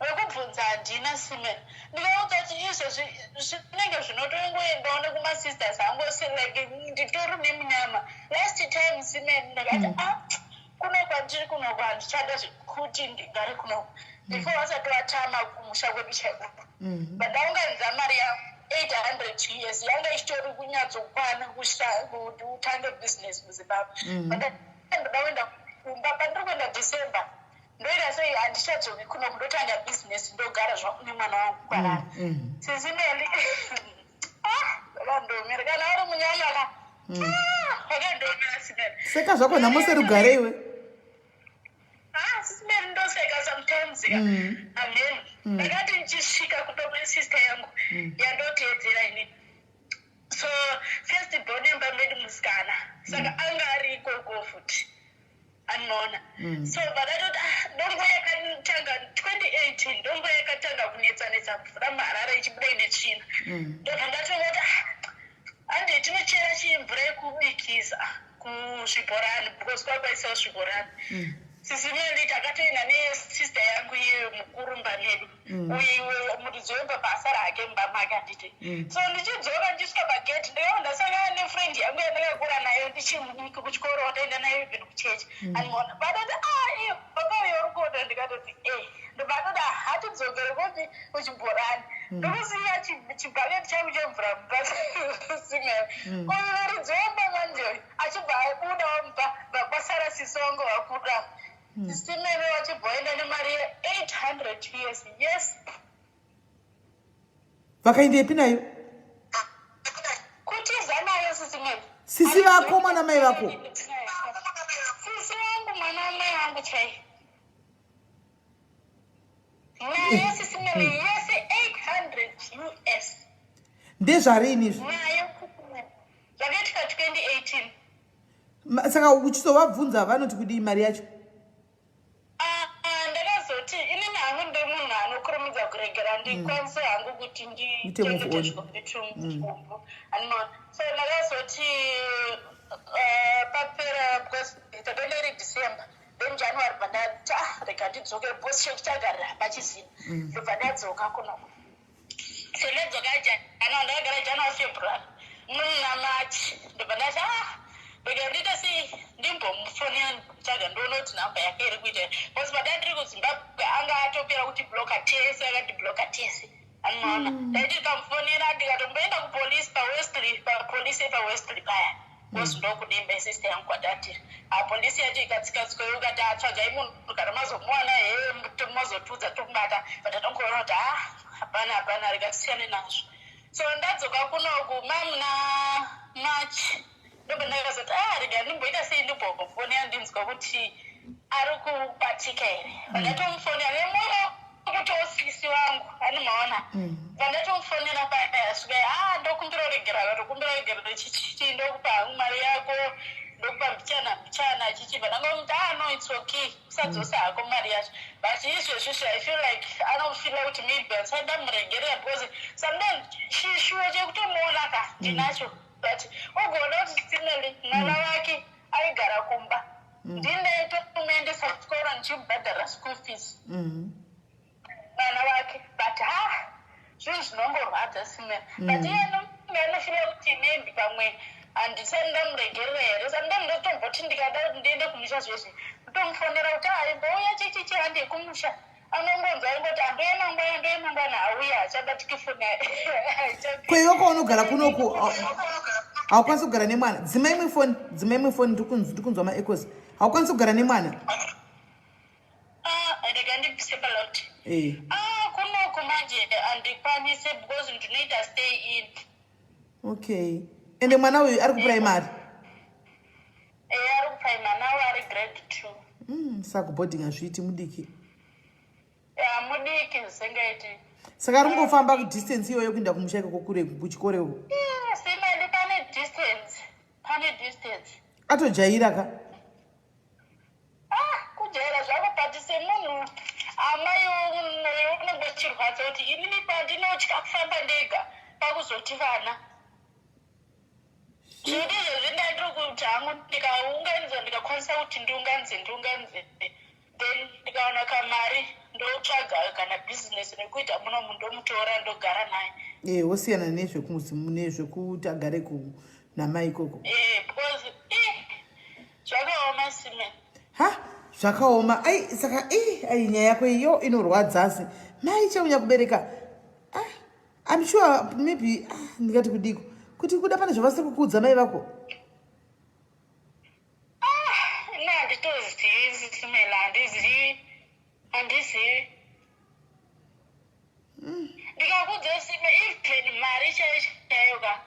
Sometimes kana was kazhinji ndonzotenga grocery kana chitenga grocery ndiri kutumira every month because ndikawatumira mari yacho let's say ndawatumira 100 US izvezvi kupera mwedzi wanenge wakutotaura kuti hakuna mari hakuna chakati anmona so ndonzoda kuti ndikawatumira grocery ndowatumira kana grocery ndiri 3-4 months nekuti vasanogara navo but harisvike ikoko kosisimene harisvike unonzwa kuti tokomplaina kuti hakuna chikafu munoti tiri kudyei munoti kudai saka ini ndobva ndangoita nemwoyo wekuti mwana plazi kune mwana wangu kupopota saka neno filongoti I think ndikakwanisa kuwana mari zvangu ka ndotora mwana wangu ndogara naye hapana kumira mushe guys handizivire unoda kungonzwawo kuti titore vanhu 2 vangokudzawo kuti zvavanoona pamusoro penyaya yako benza plus imwe nyaya futi simeri ndeyekudai so ndine imwe sister yangu andinaye iye ane vana vake 3 ane vana vake 3 kudaro zvaanoita iye akazouyawo kunoko zvaanoita iye anoda kuti zvekundidzvanyira zvekuti ini ndiri mudiki handiti plus ini zvekutaura handikwanise ana vakavana vake 300 anoti kana achitenga zvinhu ka obva ati ngatitiswe kana achitenga zvinhu totengera vana zvakafanana kana dziri mapeya ebhutsu 3-4 tofanira kuitira wese andoona saka zvinhu zvinotondinetsa weni kuti kusei achidaro handiti kana nchitenga chinhu ndofanira kutenga zvinobva pasi pemwoyo wangu ini kuti not by force handiti kwaiwo uchiri mwana mudikero uchiri kudzwa zvokutenga nekuita nemari yako yauri kushanda wega sisimeli ikazosvika manje kumusaokoka mawani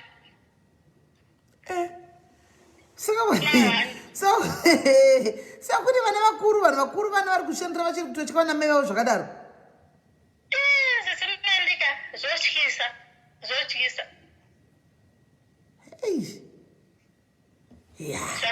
alright rega tinzwe guys. I'm only going to take 2 callers varabatsirawo munin'ina wedu uyu kuti muri kubainzwa nyaya yake mai kumusha uku vari kutonga nedemo handika vari kutonga nedemo. The only person vanorecognize ndi mwana wavo mukomana. Vamwe vese ava vaiwa havana basa vanofanira kutoudzwa zvokuita nabhuti. Imba yakapaziwa yavakwa yapera 7 room house guys mutambo yapedzwa apedza zvese neverything apwanya zvakatichadi pano takuda kunogara uku vakunzi havake zveikoko. Munoionawo sei nyaya iyi? Munoionawo sei guys? Munoionawo sei? Namba dzekufona dzakapinwa pazasapo. Namba dzekufona please only 2 callers. Andika tinzwa pfungwa dzenyu kuti imimi muri kuzviona sei nyaya iyi? How best can we help you? Oita sei mwana ari grade 2 of which most of the boarding schools mwana anotangira pa grade 3 mwana panenge agona kugeza ega akudi ndo panotangira boarding school pa grade 3. Zvino handiti pa grade 2 angaita sei? Angaita sei pa grade 2 apa mwana kuti oita sei nemwana uyu plus sisi vari kutongawo kuno kuita kugarira neko mai mwana sisi vanonge vachitengawo zvinhu zvekwapeple stock zvakachipa zvingofanana zvese. Handizi kuti chii chinenge chiitika ipapa. Chirakada kutora mwana mai vamupi mwana mai havatombomupi dei vaida vakamupa paaida kuendesa kwasisi vake vakatoramba. Saka tingati case of greed here kuti vanoda ningirikiri vachiri kuda kuti gosa rirambe richiuya kana kuti tuti pane imwe nyaya. What is really going on? Funga kwenyuwo kuona kwenyu muri kuona sei? Akatora mwana nomisepi guys nainiki nokuti iko zvinezvi mai mwana kwari kuti arikugara iye kwarikugara kuno arikugara paningikiri pabasa ndo pari kugara. Saka akwanisa kuti atore mwana akambozama kutora mwana kuendesa kuna sisi vake kwaRare mai vakaramba ikatoita nyaya mufamily yakanetsa. Saka anomutora mwana chiomisa kuti ko kubaba kusaidhe kwababa kwemwana kwambuya baba yuko hazviti kwambuya wachona simelika ini nangu handikufarire waikozi pandandiri ikoko ambuya wachona kwakakurira murume wangu inini baba wemwana yeye ambuya wake ing'anga yekuti anotozikanwa okay animaona so vane system yekuti kuti mwana wega wega muzukuru wega wega wemo achizvarwa anotemerwa nyora. Unaona? So inini wangu ndakaramba naye kuti atemerwe nyora because handizive kuti nyora idzodzo ndedzei. Plus wanga anga asiri muzukuru chaiwemo muzukuru. Unaona? Because mwana wemuzukuru. Saka relationship yacho ipapo yakabva yatotanga kutonetsa. Last time vasati wabva ikoko kwava kugara izvozvo tichiri kumucha Boston ndakabarwa kuri kumwe chete. Unaona? So ndakatomboudza ndikati imwe mwana wangu zvokuti apota achiendaenda kwambuya wake handizvifarire. Unaona? So vabva vazomukoita zvemusoro wavo vega ndobva vamuendesa ikoko. Vamuendesa ini ndandati handisi kuuya kuholiday yachiyoyo. Unaona? Pandakuzongoti rega ndiende kumba handina kuvaudza simere. Ndichisvika ndikasvika mwana asipo ari kwambuya wacho hanzi akatorwa nambuya wacho. Ndikati ko hawo musina kundiudza kuti mwana atorwa nambuya wacho. Ndikati no, okay, it's okay. Ndichachandondiita sei ndonomutora. Sesimene ndakasvika mwana aine chitumbu chakadai chepashi. Yowe. Manzo. Unoita ngwese uchabudisa musodzi uchiona mwana ane chitumbu ichocho. Ndichisvika ndikaona kuti mwana chine chidumbu chakadai. Chidumbu chemwana uyu chidumbu haiko chidumbu chakadai. Kurwara kwavo kuri kuita mwana ndobva ndakamutora pandaenda naye kuhospital akanzi ane kwashi. So kutoite zvachose.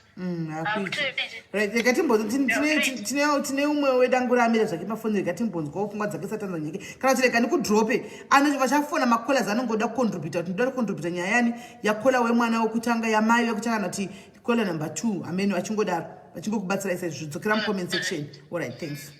Right, kola hello. Hello, Sis Melly. How are you? I'm good, and how are you? I'm well.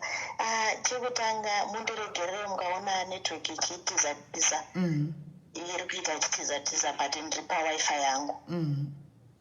Chechiti mundiregera pamushona yangu chaenda ichibhenda because ndemutevele. No problem. Taurai nelanguage yamuri comfortable nayo. Okay.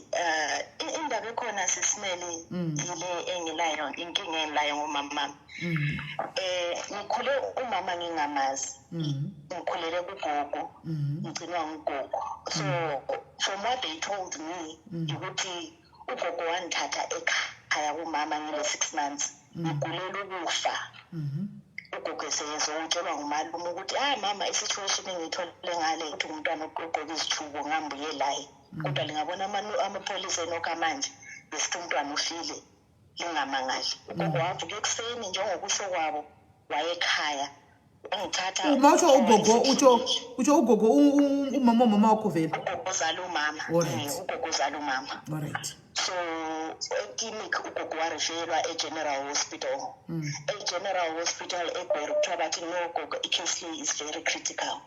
It's either umntwana lo lisimtransfer aye koBulawayo empilo or aye Harare lapha thina kasikwanisi. Ugogo wathi no indlu yami koBulawayo so better limse ngaphi koBulawayo. But we helicopter as hold on, pause a little bit, Kola, pause a little bit. Right, Kola vari kutaura kuti ivo vakakura vachichengetwa nagogo atika mai vamai. Saka why the reason yakachengetwa nagogo ndekuti vari mwana mudiki vakarwara zvokurwara zviya. Gogo ndobva vaya vakatora mwana ivo Kola vakatora mwana zvokuti mwana ari kurwara zvenharo ndobva vaenda naye. Handiti mwana arwara kudaro vakaenda nemwana kuchipatara. Handiti kanzi mwana ngaisochi kuchipatara chihombe ndobva vaendeswa vaenda nemwana kuhospital yekugweru. Handiti ndobva zvagweru tikanzi mwana uyu anotoda chipatara chiri serious chikuru it's either Bulawayo kana Harare mochuza. Mbuya vakati ndinemba kuBulawayo zviri nani mwana aende kupi aende kuBulawayo ndopatagumira ande imberi. Right. Saka anzi vasvika kuBulawayo ndakaendeswa kuICU. I was in ICU for 1 year 6 months. And in that 1 year 6 months anzi for the whole year gogo vairara pasi. Then after some time doctor akavaudza kuti gogo mwana wenyu anani so you can now go home muchipota muchiuya kuzoradi mai. Saka anzi during that time in that 1 year 6 months svika ndadischargwa kuchipatara ndakazobuda ndane 2 years. Mama has never set her foot kuchipatara. Kuti kuchipatara havana mboteera. Saka ndakakura ndiri mwana wagogo pakazoti I think ndaitanga grade 1 if I remember very well ndo pandakatanga kuvaona vachiuya kumba but no one told me kuti ndo biological mother wangu kuti ndizoziva kuti ava ndigogo kuti zvakafamba sei I don't know but ndaivadedza kuti ndigogo ana mama vanga varipo ndaivadedza kuti mama saka ivo vaiti vakauya gogo ngoti mwana wangu ndi mama ava ndakazoziva 97 ndaform 4 kuti ndizoziva gogo wangu wakugara kumusha isu tichigara kutauni nasekuru gogo ndokutuma muina wamama kuti auye nemari yangu ye-O-level examination fees watove ku-O-level ndatova ku-O-level zvikanzi namama ndatuma nagogo wako kuti ndizokupa mari yekunyoresa kuti yema-exams ako mari iyi ndinayo vachitondiratidza kuti mari iyi asi handisi kuzokupa mai vafunduka makore ese aya mai vako vakakuzvigarira vachingotedzana nemurume wacho vavo vakazvigarira kumusha uko ko mama vamuri kutaura ndevapi zvikanzi handisi mama vako ini uri kuona uyu anosiuya tichiti ari kubva kumusha wamunochiseka muchiti mavhiki mavhelikaya ndo mai vako vanokubereka ivavo ndikati ava vanonzi mai ningi here zvikanzi ndikati ava vapfupi ava chichizvikanzi ndikati komaidi kundiudza nguva yose kuti ndochi mumama wangu zvikanzi nawo wakura wakunzwisisa ndakukudza asi nyaya iripo haichinji mari yefizi iyi asi handisi kuzokupa svika enda kuna mai vako vanokupa mari kubva ipapo SIS MELLY ndairohwa namaini every day svika ndatiza kumba ndikatiza kumba ndikaenda kuVicfos kwandandakanzwa kuti kuri kuitwa mabasa ndakasvika ndakashanda hurumende ikokoko kwakudzoka ndapiwa pei yangu kuti ndizobhadhara mari yangu yefees kuchikoro ndopa vakazondiudza kuti no you were absent for more than 7 days saka you are no longer recognized as a student yepano gogo vakauya vanzwa nyaya yacho vakabvunza kuti zvakafamba sei mainini vakanyepera kurwara siriasi chichi kuti vasabvunzwa nyaya yacho gogo vakati no its fine iwe wakunorepeata form 3 but wakunodzidzira kupi kumusha uku kwanendichiona ndikati okay tasvika kuya zvikanzi handiwazoudziwa manje wakuziva kuti mama vako ndevapi ndikati zvikanzi uda kunovaona ndikati zvikanzi ndichaenda newe saka time yavakati ndichaenda newe ndofunga neanxiety kuva anxious and excited at the same time uko vakabuda vachinocheka mauswa mavanga varipo futi vauya futi kumusha mama vako kana kuti mainini zvikanzi $2 iyi hanzi unotsvaga mai vako ndikati zvikanzi unokwira bhazi pamagrosa apo rinokusiya kwakati ukabvunza pamisha ipapo vanokuratidza padhuze ndikati right ndakakwira bhazi zvishuwa SIS MELLY ndikaenda kunotsvaga mai vangu ndikakudza dhiraivha ndisiye kwakati handikuzivi kutanga kuuya kuno kuna chigara Bulawayo handikuzivi vakandisiya pabhastop iyoyo ndikatsvaga kwandakaudzwa ndikawana musha wacho ndakavawana mama vakagara pasi I could recognize it because vaigara vachiuya Bulawayo ndimangavamhoresa zvakanaka makadii mama chichi zvanga tiripo mwana wangu wakadii kana uchida kupfurira kuti uende kwakati aiwa pfura mwana wangu akasununguka ndikati aiwa mama ndauya kuona ichi kuzoona inini manje wasvika chichi hatandizivi inini zvikanzi manje kana wauya kuzotsvaga mamengo chichi apera chichi wochizouya kusera mangwana ndikati aiwa mama ndauya kuzoona inini hamuchandiziva here zvikanzi ndikukufananidza nemwana wako aningi ndati aiwa mama ndiri mwana wenyu wani zvikanzi wangu mwana wangu ndoziziva kuti uri mwana wangu mwana wese mwana wangu asi fesi yandirasikira ndikati handi ndini ningi here pakaita zvekubvunduka kuti wauya nani ndikati ndadi ndarayirwa namainini zvikanzi oright ipapo kuna mai I'm the fourth born kuzoita vamwe 4 mashure mangu mukomana wandaitevera akashayika saka pakasara mukomana 1 in the family saka baba vanga vakarora vakabva vasvika vakati kuuya nani zvikanzi tamuonadi asvika chichichi zvanzi alright uri kudzokera rini ndikati handisi kuzodzokera ndoda kumboziva chei mama nevana vangu chichi. The first week painakidza sisimeli zvekuti I don't want to lie but pakazotanga kuchinja muzukuru wamakokova wati kwakubikwa chero zvinhu zvisina mafuta ndichipiwa zviya zvekufixwa kuchiiswa huni nyoro pamoto kuchiita hutsi apa I was asthmatic ndovharika ndogara panze mvura iri kunaya zvikavapedza zvavari kuita ndozopinda mumba. Then it happened hameno kuti chii chakazoitika between my elder sister the firstborn nemukomana wamunomuteera pakarwa vakaita sei chichi kukapiswa dzimba but funny enough hembe dzakapisirwa mumba dzaiva dzangu dzese ndikasara ndinotsanda ndakapfeka. Gogo vakazvinzwa vakateera zvikanzi ndauya kuzokutora ndikati gogo handisi kuti handisi kana neni ndozouya kana ndakuenda kuchikoro. Ndakutanga kudzwa uri gora chichi wavinge pano rupedzera vana vangu chikafu ndiani aitaura mashoko ayo? Ndimama. Uda kundikanganisira mereji yangu uda kundidzingisa nemurume wangu chichi enda kwawadi kwawakabva chichichi. Vanga vari baba vako namai vako here kuti wanga uri mwana wokuti vakabva newe Samuel? Vakabva neni Samuel. Ava 4 vari mashure mangu ndovana same father. Gogondo pakazotuma vamwe maiguru vakauya. Musi wavakauya handandine matonsils. Vakandiona ndakarara kuseri kwemba. Vakasvika ivo vakapinda mukicheni kwakusina vanhu. Baba vakati vachiuya vakasvika vachinditukawo. Ndakufira mumusha pangu gora iwe ngozi chichichi. Maiguru vakagara mumba. Saka ivo vakazoti achipinda mukicheni kunomwa mvura vakaona kune munhu mukuvadi aripo.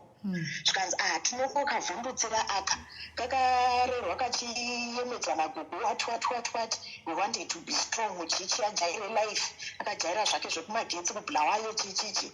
Maiguru akati ndandabva kuclinic kunobvisa zino saka ndafuna ndichiti ndikumbozorora ndakuti ndakuenda kumba.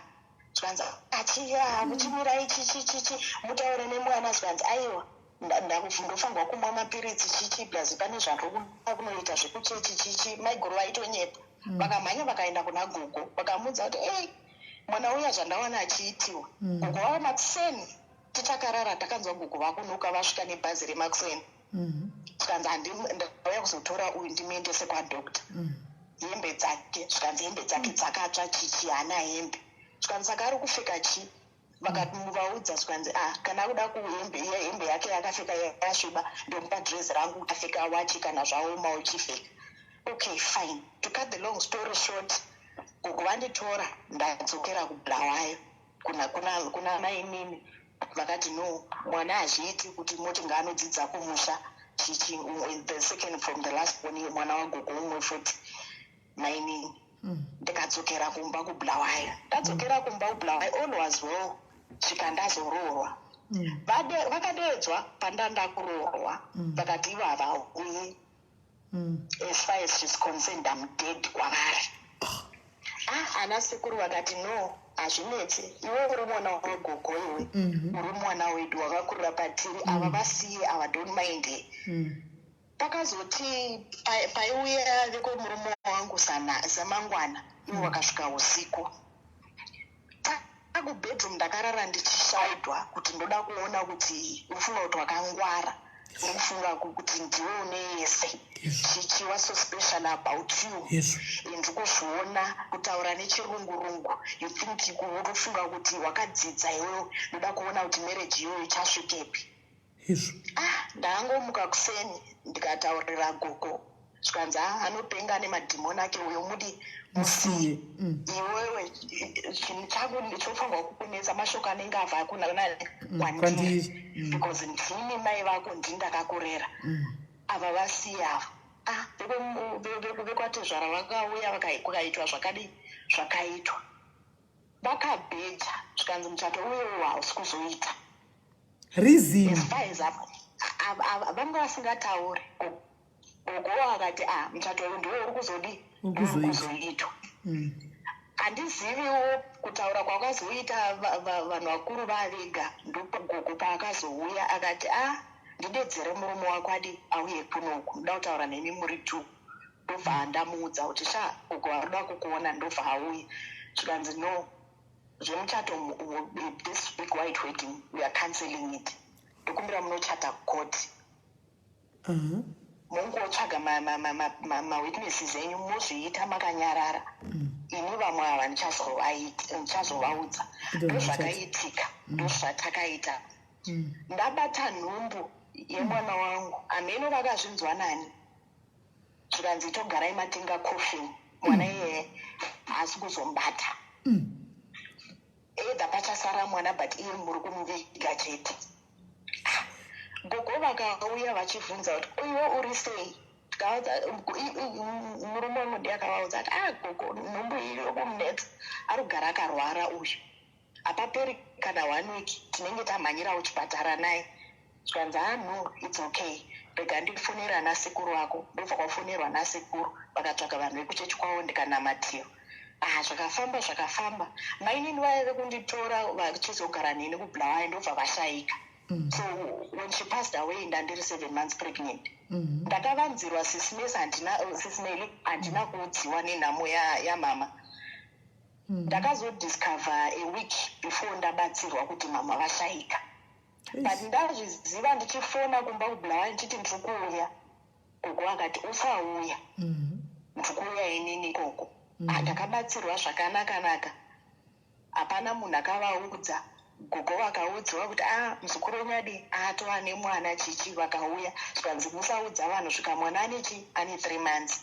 takagara vakazomuudziwa kuti ndaane mwana pavakauya kuzoita makorokoto vakafara pavakazara ana tete nemuromo wangu vakangoti vachisimuka vanhu vachisara vari 2 vakandibvunza zvikanzi saka uri kufunga kuti ndokutogarika imba yako yamira so as long as ndisina kukuitira munamato inini kana kuudza mashoko ekuti like more like blessing or something handisivi zvavaedza kutaura imba iyoyo haisi kuzomira svika inini mai vakonya kutumbura ndataura ndikati ko mama mudii kungoita zvokufanirwa kudi kuitwa zvacho kana kuti motaura zvokufanirwa kudi kuitwa zvacho kana kuti kana pane pandakakanganisa mondiudza ndodi ndogadzirisa zvangu murume wangu ndobva auya vakabva vanyarara vakaoneka havana kurara kana chikafu havana kudya grosari vavakatengerwa because murume wangu paakabuda kaenda kumashops akanotenga zvavakatengera vakaramba feya pamberi pake zvikanzi aiwa mangozvinetsa tinazvo zvizere kumusha zvingazonoora vakabuda vakaenda chero mari yebhazi yekudzokera kumusha vakaramba vakabuda vakaenda ndikati ndazviona ndikasara ndikafonera sekuru ndikavaudza zvikanzi no ndingirikiri muzukuru inini next week ndokuenda kumusha ndichasvika ndichiudza mama to cut the long story short hamene zvavakaenotaurirana ikoko tagara ndakunzwa uchinzi mina wanga anonditeera mwana wavo ane nhumbu vari kumushungurudza mwana akuda kuzviuraya saka tatinika kufona kumusha ikoko ndotaura nevanin'ina vangu because ivo vairamba chero kuuya pafoni saka kwaisvikira mafoni ikokoko ndo vakazoti naiwe uchanzwa sei uchauya uchichema uchiti kudii wanzwa kunzi mina wako ariuraya nemabatiro nemashungurudziro ari kuitwa namai vako apa ane nhumbu ndikati alright maita basa sekuru mandiudza regai nditaurirechi murume wangu tione kuti tichaita sei ndakataurira murume wangu akati no kana zvichitoita mangwana chaiyo chikwira bhazi unomutora musarara ikoko ndikati alright maita basa asi rega ndiudze chigogo vazvisiye gogo vakati handisitomboda kunzwa vana ivavo kuti vari ipapo ndikati manje gogoka achazviuraya tozoti chii mangwana ita ndimutore kana abatsirwa uchidii zvake uchidzokera zvikanzi itai zvamafunga but mangwana muchazochema asi musazoti ndwakurambidza itai zvamafunga ndakakwira bhazi sis Melly ndikanomutora munin'ina wangu ndakamuitira zvese kubva pamaternity she was 3 months pregnant svika abatsirwa ari kumba kwangu ana tete vari kuuk vakatumira preparation for her havana kutarisa kuti asi mwana hanzvadzi yavo kana kuti chii kana kuti chii vakangomuitira zvese vakaudziwa sisi kuti munaitirwa zvakati not even a thank you yakabva kwavari vanzi varida saka vari funga kuti isu tiri kutambura saka ndiri zvokuda kuonererwa kuti iye paakaroorwa kune vafumi chichi mainini ndo vakauya vakazotenda vekwamukwasha fast forward tagara nemunin'ina wangu abatsirwa mwana aita 5 months akubva kumba akutiza apa vava kuwirirana namama manje abatsirwa akubva achitiza akabirwa zvinhu zvemwana zvese nemanepi nechi akatuta akaenda ini ndisipo ndanorukwa musoro kusaloni ndakadzoka kusisina munhu murume wangu akati aiwa izvi zvaitwa maoni kutsvaka kuti udi utaure siya inini hapana chandinokudi I don't blame you for anything mama vakanditaurira zvese nanagugu so I understand these people ingovasiya wadi vaite zvavari kuita zvafura izvozvo next thing ndakanzwa uchinzi vatorana nemukadzi wabhudhi vaenda kubulawayo vakudzokera kumusha vakarasa masutkesi vakaita sei kwatorwa sutkesi risiri ravo chichi ndakufonerwa ndini nepolisi nechi ndikamhanya kumusha sisimele ndikasvika usiku bhazi racho raifamba richifa ndichivaudza kuti hanzi uyai nesutkesi chichichi makuseni ndakukwira bhazi kudimburira kunoenda kunokwira kumakombi ndobva ndarasa mari yenhingiriki yekombi apa ndizivi kuti akabuda semupoketi ndakuchidzokera paya kuti ndinotaura kuti ndokumbira mari yetaxi mari yangu yarasika mubhazi ndakashurwa namai ndakatukwa mutukiro wese ndakangonyarara ivo baba ndo vakazotaura kuti ngaatore bhaketi rechibaga anotengesa uchigaye kuti awane chii mari yebhasi mwana chaiye ndandakabereka mwanangu ndakaita zvekukumbira pane umwe musha kuti ndimusiye ndaingofamba ndichinamata murodhi kuti Mwari ndichengetere mwana wangu handizivi zvaachapiwa vanhu vekumusha vanonzi vanoroya chichi handizivi ndichengetere mwana wangu ndakadzoka ndichichema rodhi yese ndakatakura bhageti rechibaga apa chiri kurema ndichigoni but ndakakwanisa kuchitakura ndikafura ndichitora mwana ndikaenda kuchigaya ndikanotengesa tasvika mutauni kuya muroora uyu atora umwe munin'ina wasiya uyu waabva naye wandaichengeta uyu atora anotevera wacho kwakuzomusiya kumba kwangu anzi mari yedu yebhazi yashota ichakwani ndikati no is fine next thing zvikanzi hakuna ndiye uyu ane utsinye arikuda kuti abudirire iye mulaife agare mutauni vamwe vachikurira mureserva ndochichichi mashoko akauya kwandiri ndakazvinyarara pavanina vangu vese vari 4 free vacho sisimeli vese takavachengeta tikaita preparation hembe dzichitumira vese nanamama magrosary chichiita zvese hapana kana thank you wandakamboona chaingouya chete kutukwa left right and center ukangonzwa uchinzi kune tsamba yabva kwavari mazuva aya kuchine maemail aya yanga iringori tsamba yekutukwa chete tikati okay fine pazogaragara baba vashaika ndatumirwa munin'ina auya sisi baba vashaika hanzi varuvigwa nhasi takwira bhazi murume wangu ati ingotora mari yese iri muno mumba ungotenga zvingazonodiwa kuti zvishandiswe nhasi chete ndine zvimwe chatera nazvo weekend takatenga zvatakatenga tikanosiya pamashops because zvairema apa taigurira about 5 to 6 kilometers netsoka takasvika musi wacho takasvika vanhu vakawanda vatovigwa baba vanhu vakawanda vaenda takati garei takadedzwa panze kunzi maininge mhanyai mwana zvaari kuita mwana aripindura maziso chichi kubuda kudai mwana wangu atena mazino so maziso aita white kochachi futi ndakuda kurayirwa mwana wangu kuti zvaita sei kwakauya vamwe sekuru zvikanzi no vanonyepa hakuna zvakadaro ndobva vanamatira mwana ndobva aita right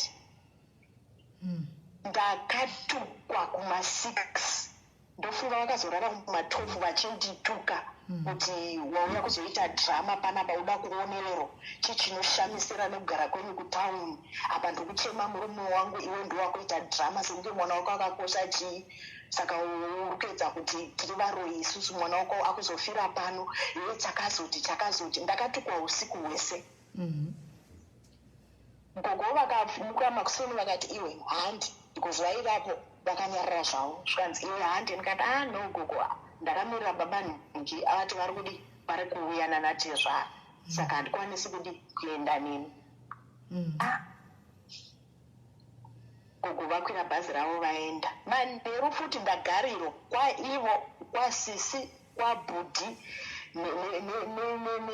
nehama dzemurume wavo dzimwe apa chandanda kutukirwa kwakataurika mashoko ekuti saka death certificate kwarinotorwa kure vanhu vachaita sei ndikati no ingadogara gwero 1 vanhu vanouya voita zvavanoita manheru kana kuti taime vanenge vapedzerwa vouya kumba kwangu vodi vorara vochizofumirawo vachienda because taime yachona tatichengesiri taimba yatete yanga ine 35 rooms ndakatukwa uda kuonererwa chino nechino ndoda kuzvipedza zvazodii vachitaura pamberi pevanhu ina handigoni kuda ndokurerwa kwandakaitwa nagogo kuti munhu mukuru hapindurwi nyanga kaye akataura zvakaita sei handaisavapindura ini handaisaichidza fesi kana kuita sei ndaingoramba ndakanyarara zvangu murume wangu akauya natezvara vakaita zvavakaitwa inini ndakazobva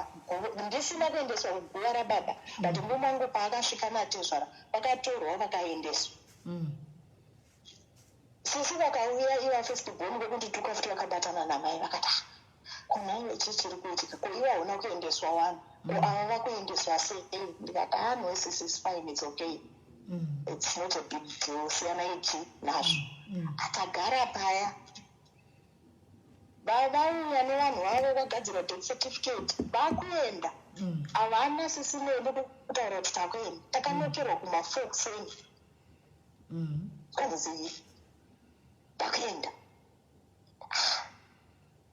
kati naiwe mama wakuudza here kuti vari kuenda ndikati aiwa ndinavo havana unditaurira kati naina fonu vari kuenda kupi transport haisi kufamba matransport ekuna anofamba na6 vanobuda nei ndabuda ndanotaura navo mama hakuna transport kuzo zvatinofamba netsoka chichi apa rafu yacho yavaindiita ora ichicherega ndikuitire ichichi zvanini handinambokumbira chikafu chako ini chino nechino mufunga mekuti ndafirwa ndakuzotambura ndakuzodi ati mama zvavari kutaura zvese izvozvo mazviona kupi iwe mamuri pano kuwana handinambotaura nemi hamunambonudza muchitaura nevamwe vanhu kana kuti chii ende panapa hakuna vanhu vari padhuze tisu tega panapa azi zvandiwira zvichakuwanawo ndangovasiya vakadaro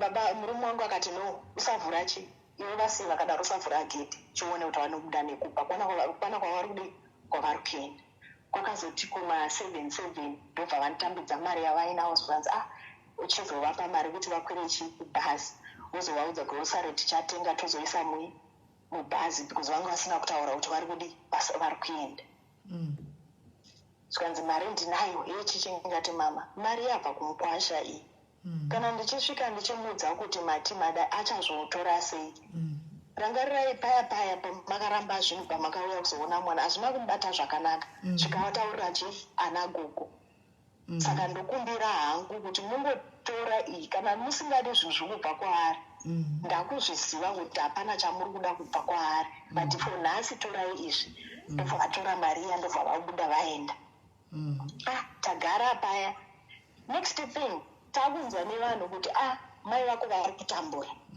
vari kuchengetwa kugweru kupi vanga vamboshanda mudzimba dzevanhu vazodi akati naiwe neeji namama here havasi kuma 50-60 something here kuti kunzi neeji yavo vakushanda vakudi yena unodi unovatsvaga udi kwataurwa kwacho kana wavaona kutaura navo vauye kuzogara nesu panapa ndakanovatsvaga ndikavaona vakaramba kuuya kati no kana makasununguka kugara pano its fine but zvamunenge mada munokupa vanhu ava nafoni namba yedu iyi votifonera voti tonouya todi tagara takunzwa uchinzi havasisiko kuya mhino vakakonana nei vakuchengetwa nevamwe vanhu veimwe chechi kudidididi ndikaenda ndikanovatora vakaramba murume wangu akati aiwa rega ndiende inini havazondirambiri rega ndiende ini ndouya navo ndakazoona zveshuwa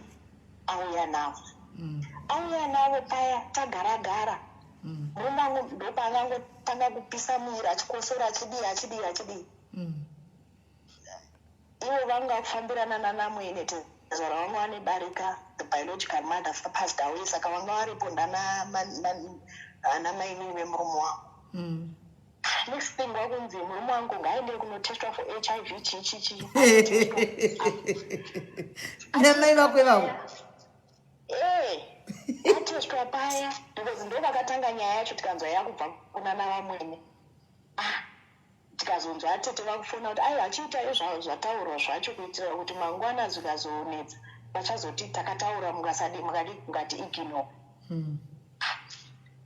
kwakunza kuenda kunotesta paya ngaaende wese nemukadzi wacho uyo asasara ari kusarirei murume wangu akati aina handina chekuvanza ndinoenda nemukadzi wangu tinoenda kava taenda SIS MELLY tikanotestwa iye ndobva abatwa positive ini ndikabuda ndiri negative apo patakanotestwa futi akaita pasta akati no pane mhepo dzasimuka furai nekuno muchinotestwa kuitira kuti maresults achabuda uku abude ari maresults kwawo murume wangu akangoita usimba akati iwe enda iwewo kana vanamatira iwewo vanamatira inini waditi tiya one people tiri vanhu vamwe chete saka maresults akabuda ari positive ini anga abuda ari negative shoko rekutanga vatanga undibvunza zvikanzi ndokutopera kwemereji yako ka ivo mai avo hapana ivo mai vangu zvikanzi uri kuti aiwa chini kati hapana kwandikuenda inini mwangu murume ndinomuda zvikanzi chirako achizopazha achizoita sei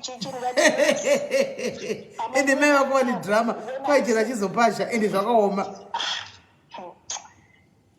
landlord wedu ndeyakazouya because tatabva kwatete kuya takurenda tega ndeyakazouya kavatsiura vachishauda vakagara panze zvikanzi vhele kupi maresults acho ndofekaya newe utori positive naye una kumukondondera iwe utori neaids wechichichi ndowakauya vakazotsiura kuti aiwa hamudaro munofanirwa kunyaradza mwana wenyu uchimudza magumazvo anovaka chichi ndofa vabuda vakaenda kwatezvara because we're staying 4 houses away from kwatezvara next thing ndakufonerwa nanamama zvikanzi uya kuno baba waruda kukuona ndofa ndaenda zvikanzi tazvinzwa zvataurwa kuti maresults abuda ari sei saka urikufungei ndikati inini chandokukudzai ndichekuti pane zvese ndinomira nemurume wangu pamakore andakatanga kufambidzana naye zvikatachata patasvika iko zvino hapana kana wanje akanditadzira kana chandakaona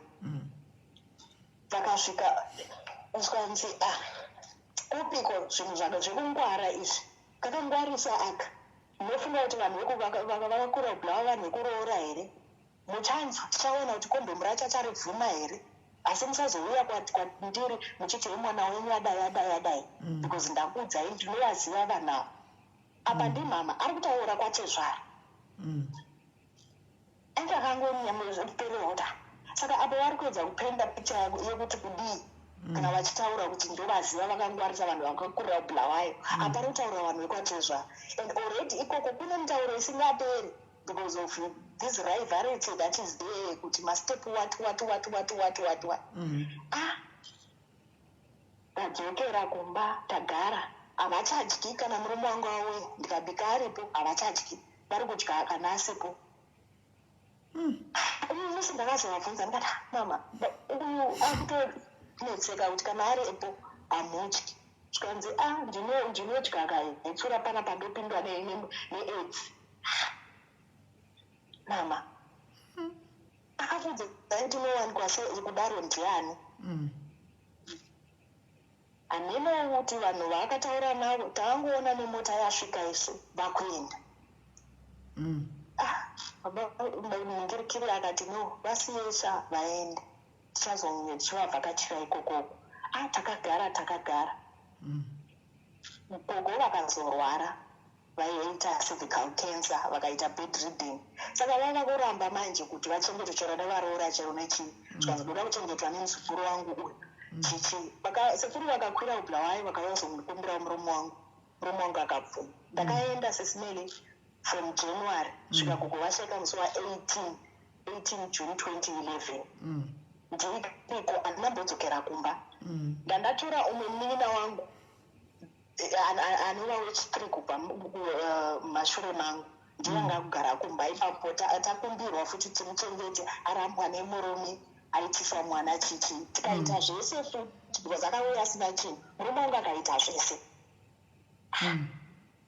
ndamusiya kumba handi apa murume wangu anganzi atesta positive ndofunga ane about 6 if not 4 it was 6 years achimwa ma-ARVs aiti akaenda kunopiwa aipiwa supply for 3 months ndakunge munhu akundifonera ina handizivi kuti chichaitika ndapiwa mabhotoro I thought I was given supply ye3 months but ndazoti ndakuda kuisa muwadhopu ndaona kune mabottles 2 handizivi rechi3 raenda kupi kuti amene uchazotaura nawadi wadzokera gogo vashaika paya ndadzokera kumba kusvika kumba SIS MELLY kudai hembe dzaiva musutkesi mandiro muyi chichi hamusisina zvinhu lirwedi vakundudza kuti mino aibuda chitengesa zvinhu achiita ma5 rand ndikavafonera mama ndiko zvandawana musikana uyu adi aita panapa chizvanzi saka chashamisira ipapo chii kana aida pocket money murume wako asingamupi pocket money waida kuti aite sei kada no mama it's okay ndinotenda hangu zvakadaro sorry prior to that ndisati ndaenda kubulawayo musi wandaifunga kuenda kubulawayo ndakasungiswa nemusikana umwe airenda nesu uchinzi ndabirwa zvinhu kumba saka taifamba kumapurisa achibvunza iwe nebhodhi yako nebhodhi yemusikana uyu unozotora zvinhu zvake unoita sei ngati ndo zvinondishamisa and inini kubasa kwandaenda I would go beyond the call of duty profession yangu inini my profession was just for being a counselor and being a behavior change facilitator and ndichidzidzisa vana about HIV and all those things but I went beyond that because I would go looking out for donations hembe chikafu chichichi and donating the community kune vanhu vari kutambura and I would call my bosses pese pataita ma-distributions my bosses were always there umupurisa wacho ndobva azobvunza zikanzi but inini munenge munogara dhuze navamwe mai vanonzi mai ningi pamwe munoshanda mese hanzi anobatsira community zvekuti anopa chikafu chichichi ndikati munhu wamuri kutaura ndini zvikanzi ndikati musikana iye ari kuti abirwa hembe ndini chichi mablankets aari kushandisa ndeyangu mubhedha waari kushandisa ndewe mwana wangu ndakamupa because wanga ukamira mupaseji and paina mvura yaipinda saka ndaona kuti ungazoora better give it to someone stove chaiyo ari kushandisa ndeyangu TV chaiyo ndeyangu mupurisa akazoti hapana nyaya yapo there's some conspiracy that is happening panapa hapana nyaya enda ndinochengeta mbuya venyu sezvo mati mbuya vari kurwara ndokuzoenda kwanguchi kubulawayo kunochengeta gogo vasati vashaika vakadodza sekuru vakamuudza zvanzi pandinofa uyu mumupe mombe iri kubva kwandiri yekumutenda kuti andidi andichengeta ina handina kuudziwa handaisaziva plus vakanditi iwe uya pano enda pakati tora mapepa emba murume wako paanouya pano umupe mapepa iwawo aende nawo kumba kwako anogara ikoko mapepa iwawo handisi kumada kune anyone else kunze kwako andakambogara ndakanyarara ndakaona kuti zvichandinetsa mangwana gogo vakafa muchanzi akaba mapepa echi emba ndakabva ndadedza sekuru ndikavaudza ndikati sekuru taurai namai venyu vanditi nditore mapepa echi emba ndiendese kumba kwangu saka ini zvinozonetsa mangwana handidi sekuru akati no waita zvakanaka wataura next thing wakunzi mwana wangu achawanika kugwero ndamhanya inini kugwero ndichimhanya ndichinotsvaga mwana uyu arasika asingasaoneki gogo vachisara vachishaika kunoko tichidzoka vakandifonera uma 2 usiku zvanzi gogo varara ndikati ndichakumukira kuseni asi ndokumbira kuti mumire svika ndasvika vasati vatorwa nevenyaradzo. Ndichisvika zvikanzi mai vako vati hakuna izvozvo chechauda kuita, wakasiyirwa zvidhoma zvambuya vako here, pane zvauda kutaura pamiri wagogo wako here chichi. Saka vatoti tidedze nyaya radzo, iwe kuzovatora, but togona kuenda newe unokumbira kudi kuvaona. Ngati no, it's fine. Pakarongwa zvakarongwa zvese zvaiitwa ipapo ndaibvunzwa gogo vakati varuda chii ndichivataura, gogo varoti varuda chii ndichivataurira. Tatakura gogo tanovachengeta kumusha. After burial kwakataurwa kunzi gogo vakasiya vati uyu apiwe chi mombe. Vakapenga kuti mombe was special about it. Pavazukuru vese chazoshandisira paari chi pese heningi kuchero pavazukuru vese vakadzidziswa naivo kwaingonzi iyeyo chino nechino varwara havasi kuda kuchengetwa nevamwe vanhu, chero varoora varuda iyeye, asi chero nezvidhoma zvambuya vake ndovanazvo chichi. Ana sekuru vakati hatisi panyaya iyoyo, tichiri kutaura zvemombe. Mavasati vafa vakati uyu atore mapepa emba. Saka ana sekuru vari kuHarare umwe wacho ndowakaza kuti no, izvo zvinotozvitaurira zvega. Mama vakasiyira imba yavo ani uyu, imba yamama iri mumaoko meuyu. Saka hapana zvinofanirwa kudi kuitwa uyu asingazivi regarding imba iyoyo. Ndakatopindura ipapo vese varipo ndikati ini ndaita chi mwana gogo vane vana vavo 6 ava varipo apa. Inini chandinongoita kuchengeta mapepa sekutaura kwandakaitwa, asi zvirozoti imba chichi imudi mundiregerere. Pakataurika mashoko akawandisa zvikafamba. The following year 2012 murume wangu akavodonha ndokutoshaya. Takangomwana abuda kumba chienda kutakshop achiti shamwari ndakanga mautenga makendi mutown, rega ndimhanye kutakshop ndinotenga makendi mudaidzoka ndichiona bhora. Kati no, it's fine. Akabuda kuma2 takazomwana kumapasti 4 munhu achachando amene chaakaona ikoko, amene zvakaitika ikoko. Akadonhera pai patakshop ipapo. Akasvika akatenga zvese zvaida, but kakuzotena achidzoka kumba ndokutodonha ndopofira ipapo. Takatomwana akati akangorara murodhi. Saka takamutora tikamhanya naye kuchipatara chichi ndopaakadeclare dead on arrival. Wakutanga uchifona uchididi. Ndakavafonera. She was the first person that I called. Ndichivaudza kuti mama baba ninge vashayika. Zvanzi iri bho. Ndobva vatopa kole yavo. Patinai mai nini? Mai zvese izvi muchingoramba muchingotsvagana namai ava chete nemhaka iyi reason? Handizivi. I think zvimwe even now I am still trying Sis Melly to get into her good books, to have that motherly daughter relationship with her. Handizivi, maybe because kuona relationship yevamwe vana nemaparents avo, not that kuti ndandisingadiona namai nini kana kuti nagogo vaindidisisa zvisingatomboiti, but handizivi, maybe is that connection that I was lacking, that I really needed from her, maybe acceptance of some kind kubva kwavari. But kuramba uchingozvimbangidzira pausingadi, unoziva kuti chero munhu asingakudi hakudi, chero ukada kuita sei, look at where you came from, vachingokuitira madanha ese aya, still nanhasi you still want to go to be in a book, good books. Probably hatisi zvakaitika kumurume wako, but vaibheja kamaya vaibheja zvakaitika kumurume wangu. Sekuru vakazotaura, ndakati okay, let me just fast forward a bit. Musi waimuka uchivigwa murume wangu, because ivo vakazouya, iye akashayika Tuesday. Ndikavafonera, it was 1 May nemusi waTuesday. Ndikavafonera ana sekuru vakati no, hazviti tisisimuke mai vako vasipo. Ndikati vatsvage tititi. Vakazosvika manheru around 8 tichimuka tichivatora tichienda navo kumusha. Hapana zvakataurika kana kuti zvakadii, but mai nini avo nini navo akatorara atovapo musi iwowo wavakashaka akatorara avatovapo vakatokwira bhazi kumamisha vakafamba vachitsvaga malifti ndovandaiva navo ivakazosvika the following day kuma8 tikavatora tikaenda navo kumusha kuseni gogo ndetichi umtakabhudhika gogo wangeti mzukula ndibhekezele toilet ndobva tasimuka ndobva taenda kutoilet saka tinovati gogo because ana mama anoti mama kwavari saka toti gogo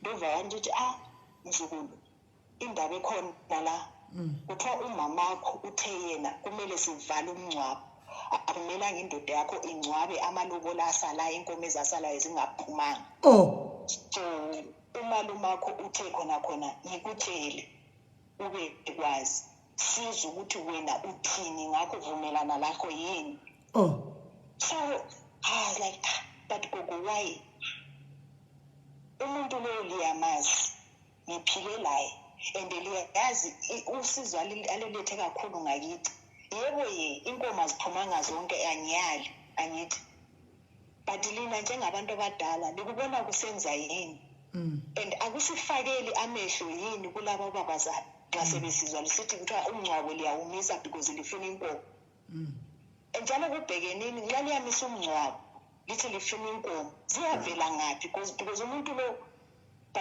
i-service kuthiwa iyaqala ngo-9 so inkomo zizavela ngaphi azithathanga wathi hayi no mzukulu manje bakunzwa ukuthi iwewe ukuthi chi because sekuru wakho wathi ndikuwe ukuthi chinzwe kwauri ukuthi ukuthi chi because athi sikuda kuzoitwa zvinhu zvinokukanganisa mangwana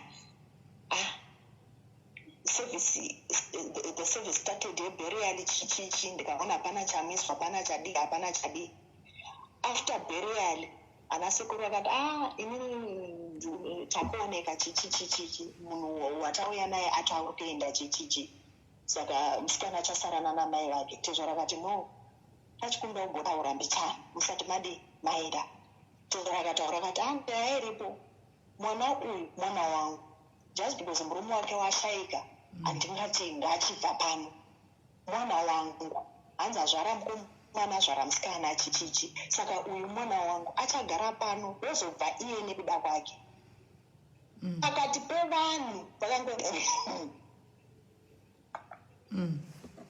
takatenda kuvatarisa kuti and then hanzi mama hanzi vakuda kunoviga murume sekuru vakauya vakati mama vako vatizvo murume uyu rufu ngarumire murume ngamire kuvigwa kusvikira chikwereti chaanokwereta chemombe nerimwe roro rakanga risina kubhadhagwa ari mupenyu kusvika chabhadhagwa saka hakuna munhu anovigwa ndivo maise maya vakutaura izvo you can go ahead call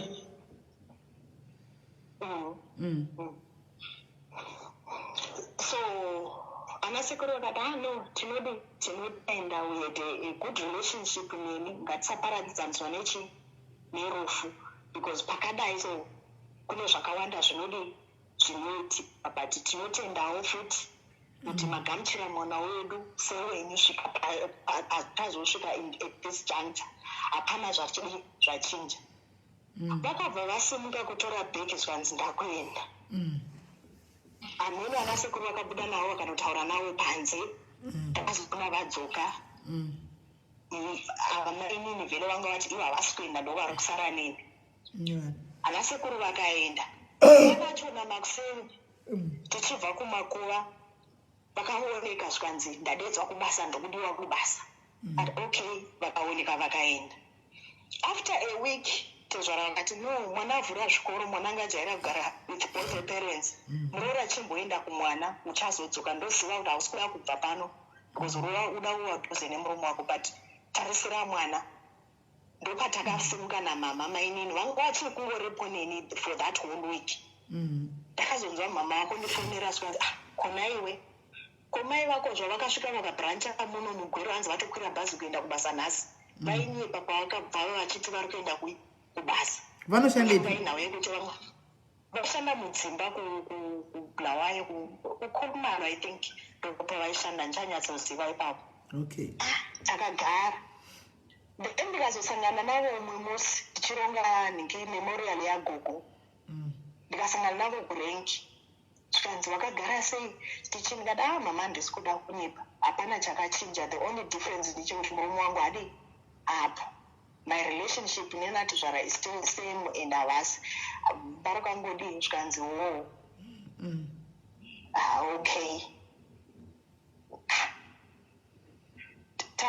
tagara paya October ndo zvinhu zvakatanga kuchinja kwatezvara havachadyi chikafu chandikubika havachaite sei ndikabika iwanouya nematekaways chichichi it happened for 4 consecutive days ndopandakafonera mukadzi wasekuru ndichivaudza zvikanzi sisi vhele zvaizopedzisira zvadaro imbouya hako wodzoka chikumba kuti ndichitaurana namama kana kuti chii papasisaite sisimeli bamukuru ndo vakazonditi amaini chiendai ndakapfeka zvinhu zvangu ana tezvara vasipo ana mama vese vasipo but ndakaita kuvafonera kuti aiwa muroi akudi muroi akuenda chisara yenyu makasununguka kana mwana avhara chikoro sekuadvaiswa kandaita nabamukuru ndopachauya kuzotora mwana havana kupindura makozi angu ndakazonyora mameseji nana tete vari kuukei nana mamini ndikavaisira mameseji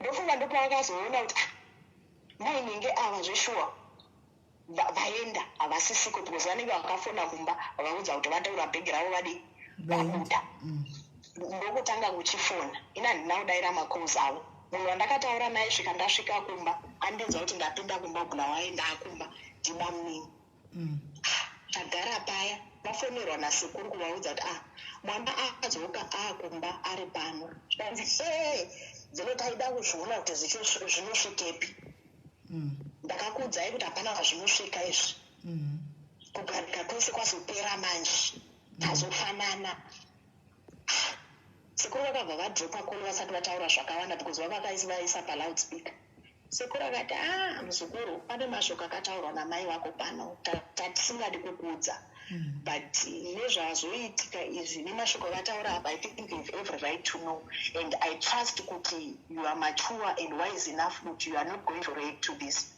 mai vako I think it was 2 weeks or 1 week before murume wako ashaika vakauya vakakubhejera pano vachiti varikuda kupedza kugarika kwako ikoko varikuda kuona kuti marriage yako muchachembedzana here chichi and if she wants she can destroy that marriage within a blink of an eye saka pawakafona uchiti murume wako zvazodai inini my first suspect was here handisi kuti ndivo kana kuti chii but ndo zvandokususpecta ndadaorait sekuru ndazvinzwa zvikanzi chero patavafonera tichivaudza kuti uri kudzoka saka isusu tavaudza ndingati no for now hazviiti kuti unogara pamba pagogo ukukumba uri 1 uchambogara kuno wochizoenda kumba kwagogo wako unogara ikoko vatotaura kuti we better make sure kuti takunyoresa kunyaradzwa because haupedze 1 month wakagara mumba imomo saka isusu tataura nana sekuru wako vari kujobhik nana maini tabvumirana kuti hapana kwauri kudi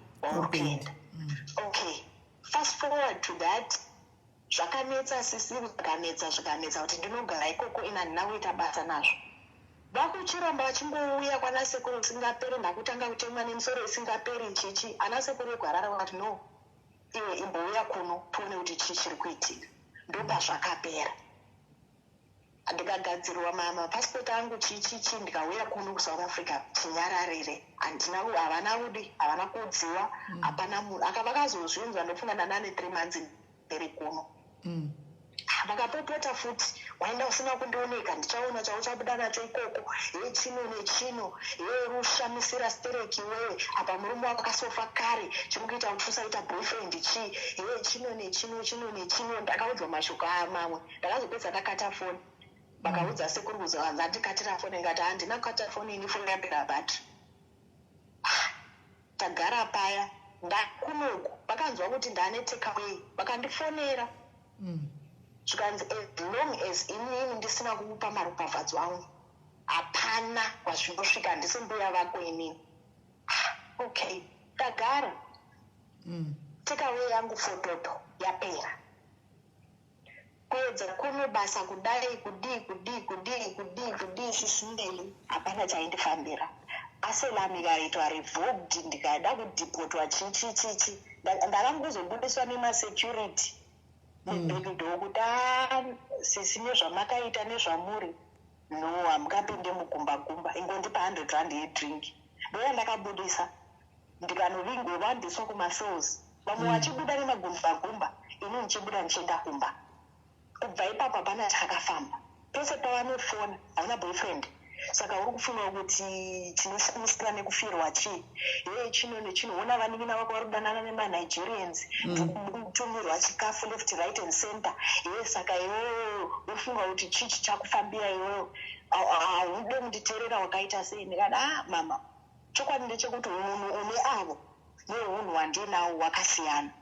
Plus calling iri kwandiri nechipo chandakapiwa naMwari nezvamuri kutaura izvi hazvifambirani. Plus murume uyu anga asiri boyfriend yangu, he was my husband. Takaparadzana zva nerufu. Kana inini when I'm good and ready I will move on. Ndakapedzerwa ndikaitwa zvese. Vanhu kana vachiona mapictures ako kunaka kudai vanoti munhu musvini vasingazivi kuti musoro wakazara makonye chino nechino. Ndakaudzwa zvakawandisa.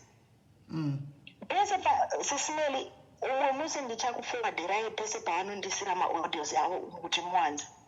Pese pavanoisa audio hapana pavanondibvunza kuti wakadii, kutukwa chete.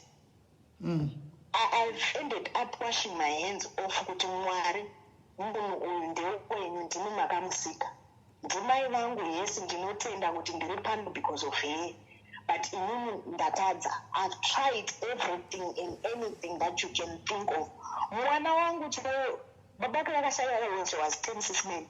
She's now 19 havamuzivi. Vanomuziva pamaphotos andinovatumira. Havamuzivi. Vakamuguma musi weBerlin. Up to today, 9 years later, havamuzivi.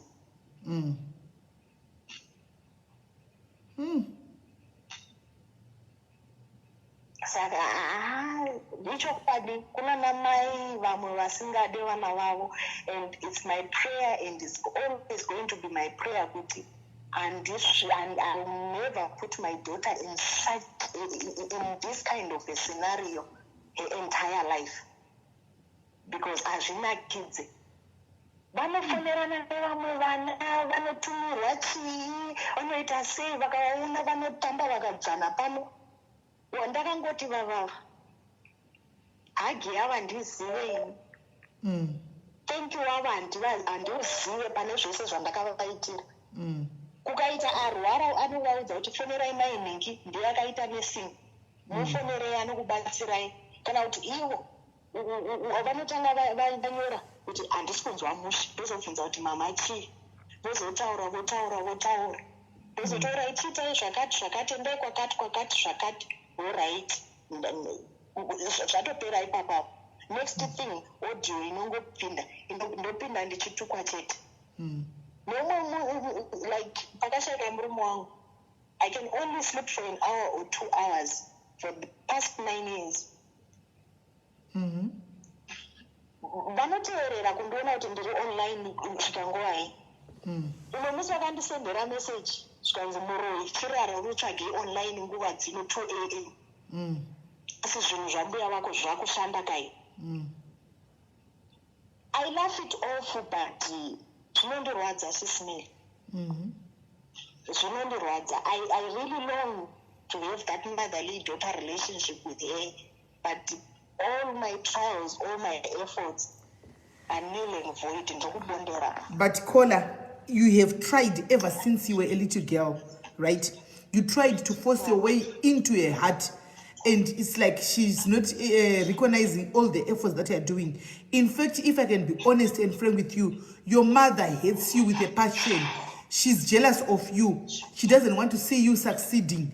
I think in other words, she's even comparing you to other kids. She doesn't have any bond that she has, even a small one with you. I don't know.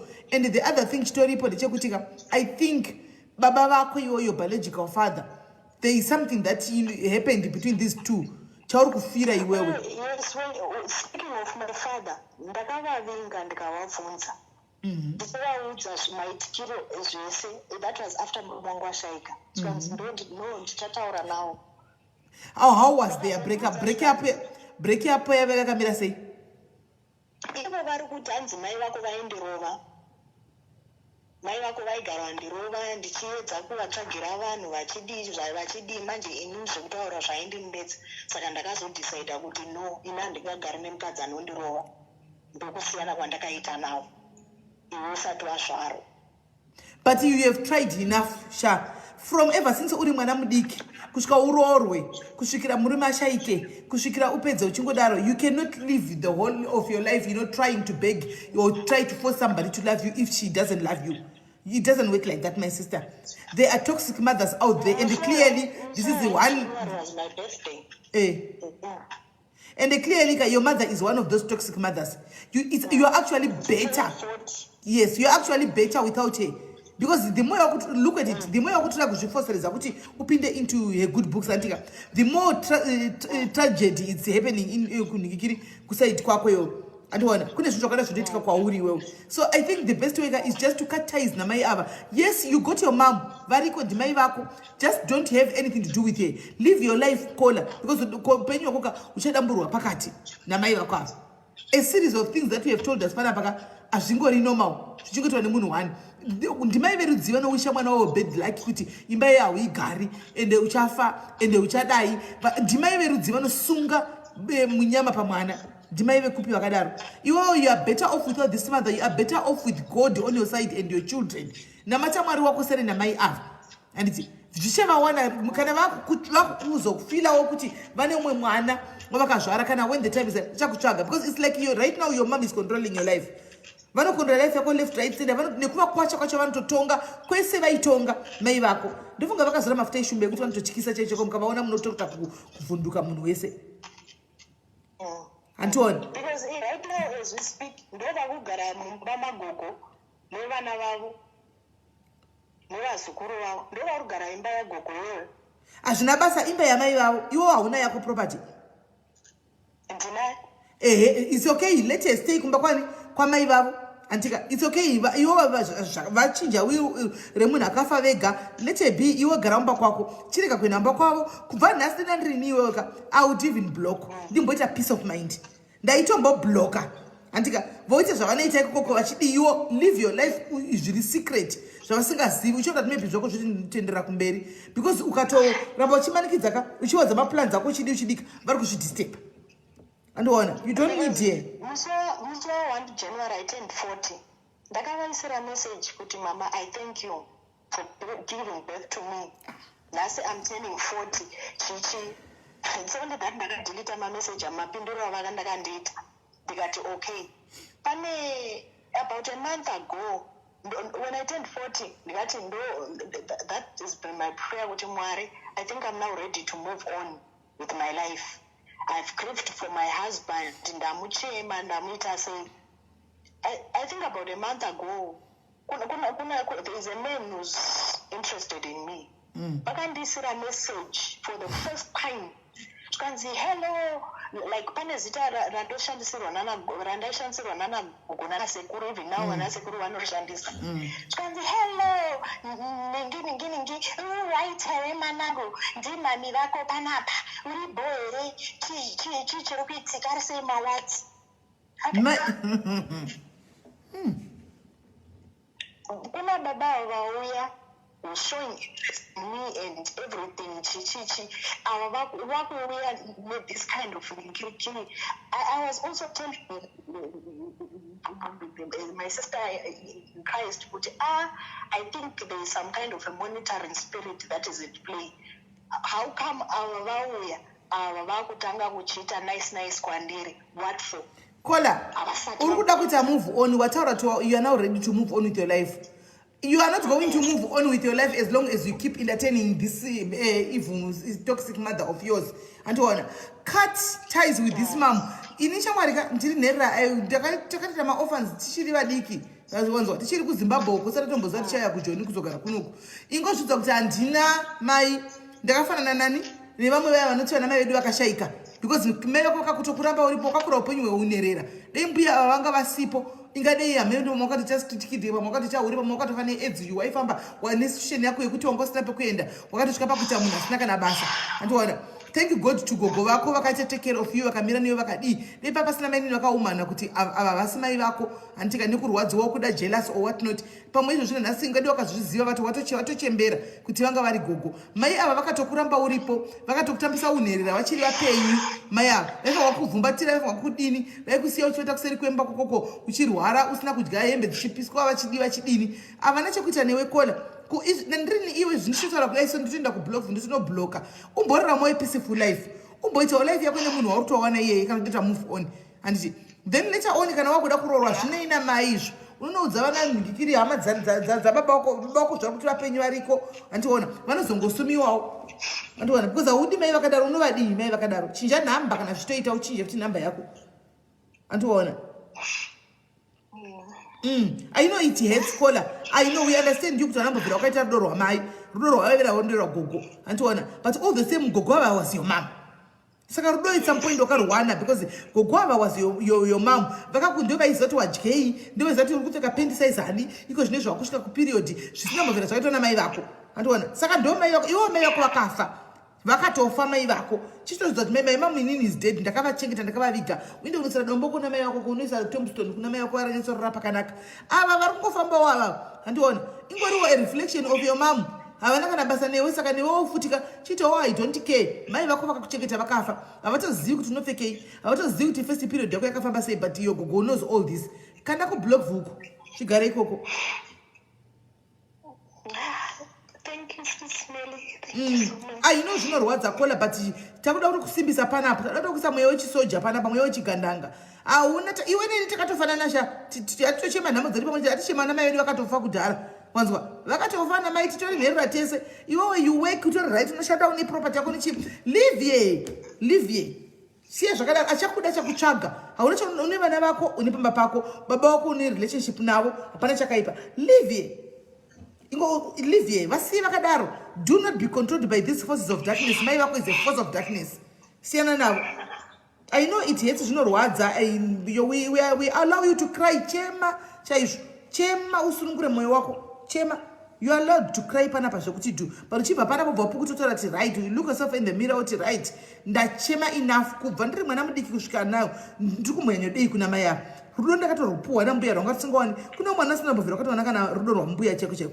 Rudo rwambuya umwana nambovira wakati ruwana. Iwo katomboravira rudo rwambuya. Wina mbuya vaifamba usiku nekusenzeni vachinotora muzukuru wavo vachiti mwana wangu vachidiwa vachitevera vachidiwa wakatotesta rudo rwambuya rwamaiwe. Unaro rudo rwamai wakarutesta. It's just that Mwari vakatonga. Ava vari kufamba nenyika siya zvakadaro. Hauna chokuita navavo. Idya mari yako sha. Work hard and eat your money. Siyana navo. Because ucharamba uchingochema kusvikira wafa ucharamba uchingochema chete. Mai vako pamwe vakarambwa nababa vako vachiri kuvada. Saka ndo bitterness yacho. Now she's getting back at you as revenge. Yeah, it's true. Sogona udaro. Kana kuti pane mahidden issues atoripo usina kudzwa semwana ezvinhu zvakaitika kudhara. Now mai vako vakangobatirira. Kune vanhu vakadaro guys vanobatirira 40 years chaidzo. Vangobatirira pachigumbu chemuru chababa vako ivavo but chakupedzerwa shungu pauri. Ramba wakadaro kola pane munhu ari kufona. I think she's a good advisor. We don't know advisor stere panapa. Kola hello. Taswera maswera sei? Ndanonga kufona nande mbori business kubasa rero ndingotara amune mwana wangu ari kuchema uyu. Ndingompa zvangu piece of advice. Rejection neinonziyo bitterness yama nepast yavo. You don't know what you want to go through. Vanozviziva ivo zvavakasangana nazvo zviri kuvapa meno kuti varasika vakatora vakaisa mudumbu vakazvara havasi kuchida havo. Ndobva paita Jehovha Mwari wamasimba ose ndobva vamutsasara mbuya vakwafa. Ndobva vati ndipei zvangu ndichengete nechamuri kurasa icho. Ndobva vachengeta. Ava mbuya vako ava ndo mai vako. Iwe uchiziva kuti mai vako chaivo ivo vakakuita biological mother yako hapana vakafa zvakangofa kwakaita mbuya. Enda unoverenga mapisarema 150 ine manzwi anokutonodza. Shoko raMwari rinovandudza mwoyo. Yeah. Usapanapara kutsvaga rudo rusingafe rwakavapo. Kana pasina apana Sis Melly ndokla. Ini ndiri mai ndakadai. Ndikatadza kuda chandakakutumbura mudumbu. Chinodiwa nani? Ndataura nemubvunzi uyo. Hapana. Ini ndini mai. Ini ndiri single mother ndakasiyiwa nemurume. Alright, fine. Vana vangu havafanirwa kuwana pain. Izvandakasangana nazvo. I have to give them a lot of love. Namwe ndisina Sis Melly, I have to give them a lot of love. Ndozvaifana kuita mai vakatadza. Mbuya ndo vaishingudza muzukuru kunzwa mwoyo wokuti ndairidwei. Mwana uyu watadzeko uri kuraswa uyu. Ndipei ndimude. Sweetheart, listen to me and listen very careful. Une nyasha dzaJehovha Mwari wamasimba ose vakakuitira nyasha zhinji. Une basa rako nevana wakatozvara. Une imba yako, gara pamba pako. Be peace. Namba dzavo dzose torawo flash yoisa mutoilet. Anenge azoya pagedhi pako achigungudza kuti ndokutsvaga ndimoti handikuzivi. Ndimai. Ini chandinoziva kudenga kuna Mwari uko upenyu. Vachazokurangarira nezuva rimwe. Asi it will be too late nokuti Mwari vanenge vatora havo. Nokuti Mwari vachatora. Vari kuzviona Jehovha kuti aiwa is 40 years. Mwari vachati aiwa kazvakwana. Chirege nditore wangu uyo ndakasika nokuti Mwari vakati vana zvipo zvakapiwa kana Mwari takapiwa zvipo. Hatina kungounuka Sis Melly kunge howa.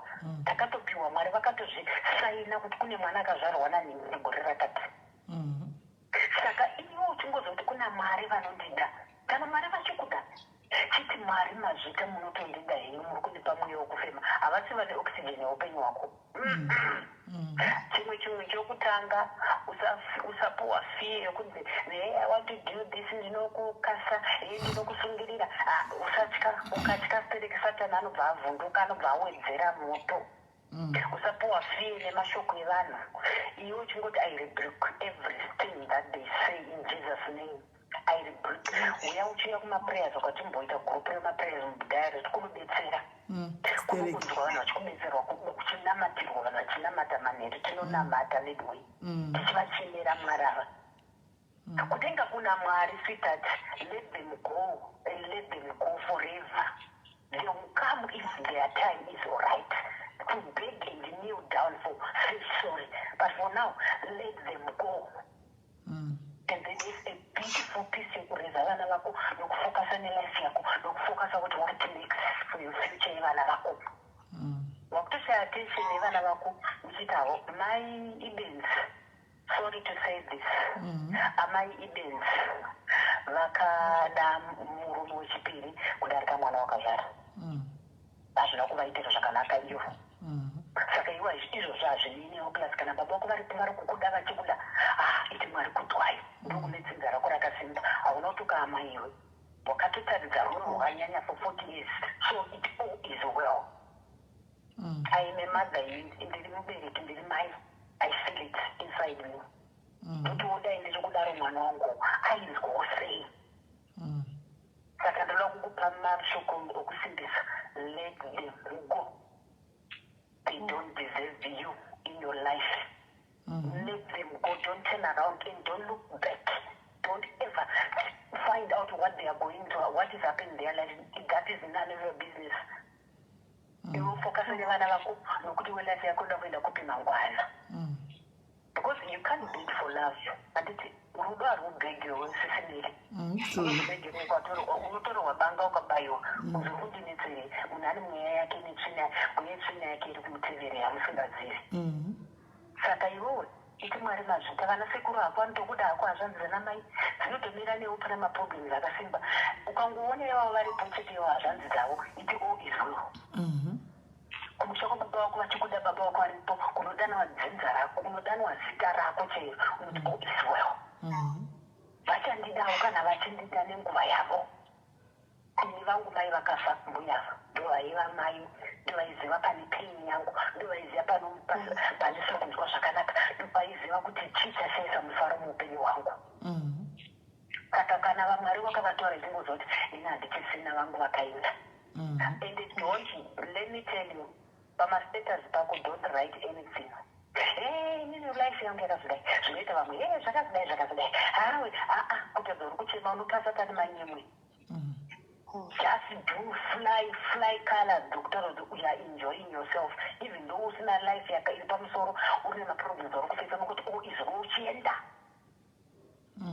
Ndatokupa manzi okukusimbisa advance kana ungosunda kuchechi go find a church koenda uchiverenga determine shoko raMwari uchividzika zuva nezuva rinokubetsera. Shoko raMwari ndo the key of everything. Hakuna imwe mushonga kuverenga shoko raMwari zvisinei.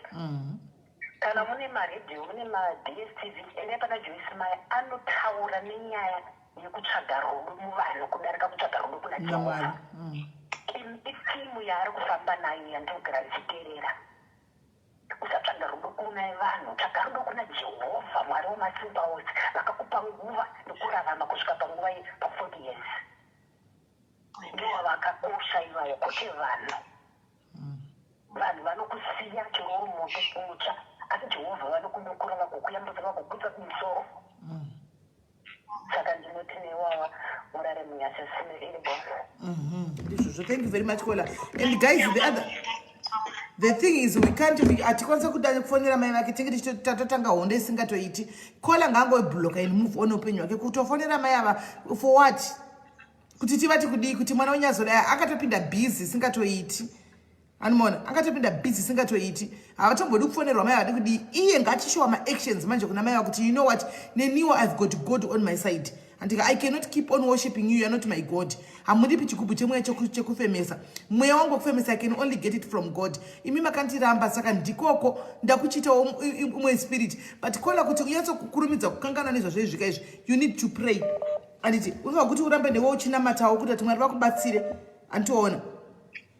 So that is SIS MELLY. Ndakangamo pana sisi vakarwara. Mwana wamainini ava vekuramba nemari yefees. Vakaitawo mwana wani feni. Saka sisi mwana wavakarwara. Saka anga singari magumbezi anopisa. Ndobva ndatora chichare chandakatengerwa nagogo. Chavakanditengera ipapo pavakashaika. Ndobva ndavapa. Saka pavakashaika kuchipatara. Ndochava vakafuka. But musi weburial ivo mama vekundibereka vakachitora vakachiisa mukati mecoffin. But ndichitaura kuti gumbezi rangu randakatengerwa nagogo iri saka chine basa rei. Ndikati no, this is the last thing that I heard from gogo. Madi kundiudza ndotenga chimwe but gumbezi iri ndorida. Vakapopota nasekuru ndo vakazoti musiye muzukuru tichakutengera chimwe. Saka kuzovafonera ameno. Aiwa, I don't think it's not that we are not going to beg the devil. We are not going to go and beg them because tikato kumusira hondo chaichai. Iwe chiripo block vasatombona face yako pa profile.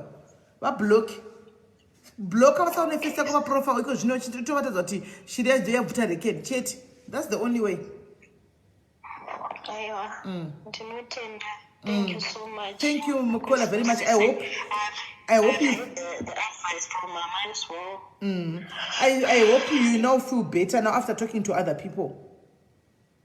I have, because it's something chinenge chiri mukati ndisingakwanisi kutaura nevanhu. Anyone unenge uchitya kuti kutaura hama dzinodzokera futi kwavari kunovaudza mashoko ndizvozvo. All right, thank you very much, Kola. Bless you, ne? God bless you.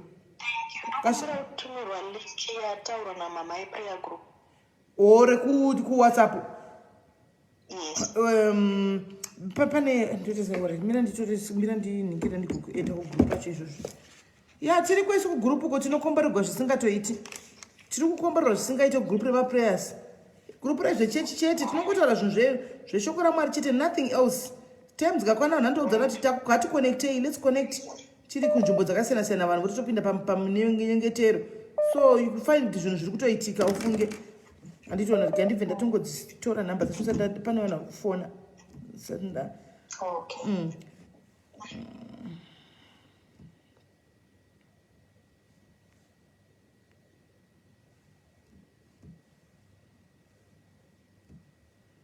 Ndoti ane zita. Ndipe kana surname. Mangwenya, Machi, Mamoyo, chi, ndoti chi. Okay, Ngube.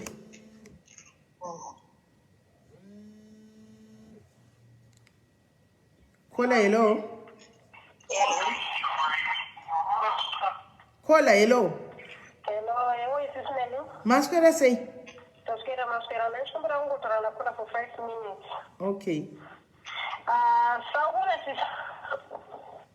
I hope we are in Israel.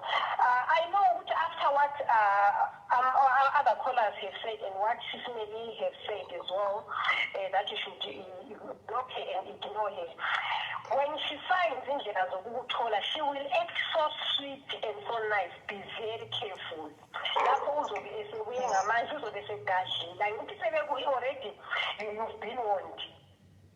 Because something happened to Akalu and she's my niceness. She said to be nice to you. She said to be your mother for the past 40 years. But it was about after what you've been told, if you practice that and just ignore her and just tell yourself that my mother is Ugogo, passed away. She will try to get to you. And also, we are SN nice. I mean, all I'm saying to you is please be very, very careful. Do not be fooled. Also, we are embarking Kumba saying, Mama, please, ungaline umsondeze empilweni yakho because uthundasekelwa ngumntana yena lo yedwa olayo. Ngiyakucela ma ufila ukuthi ufuna ukukhuluma fonela uSIS MELLY ukhulume labo. Awudingi please ngiyakucela nawe ngiyakucela please ngiyabonga. Ngiyabonga SIS MELLY. Alright, ngiyabonga nawe. Mawufuna nje ukukhuluma ndaku-eda ku group reba prayers, you talk to the ladies that are there, very nice ladies. Secrets are kept there. Be free. Share anything with them. All right. Sharp. All right. Okay. Right. Let me try and call back on what you phone and says down again. Dinema cause I'm mandino ignore. Okay.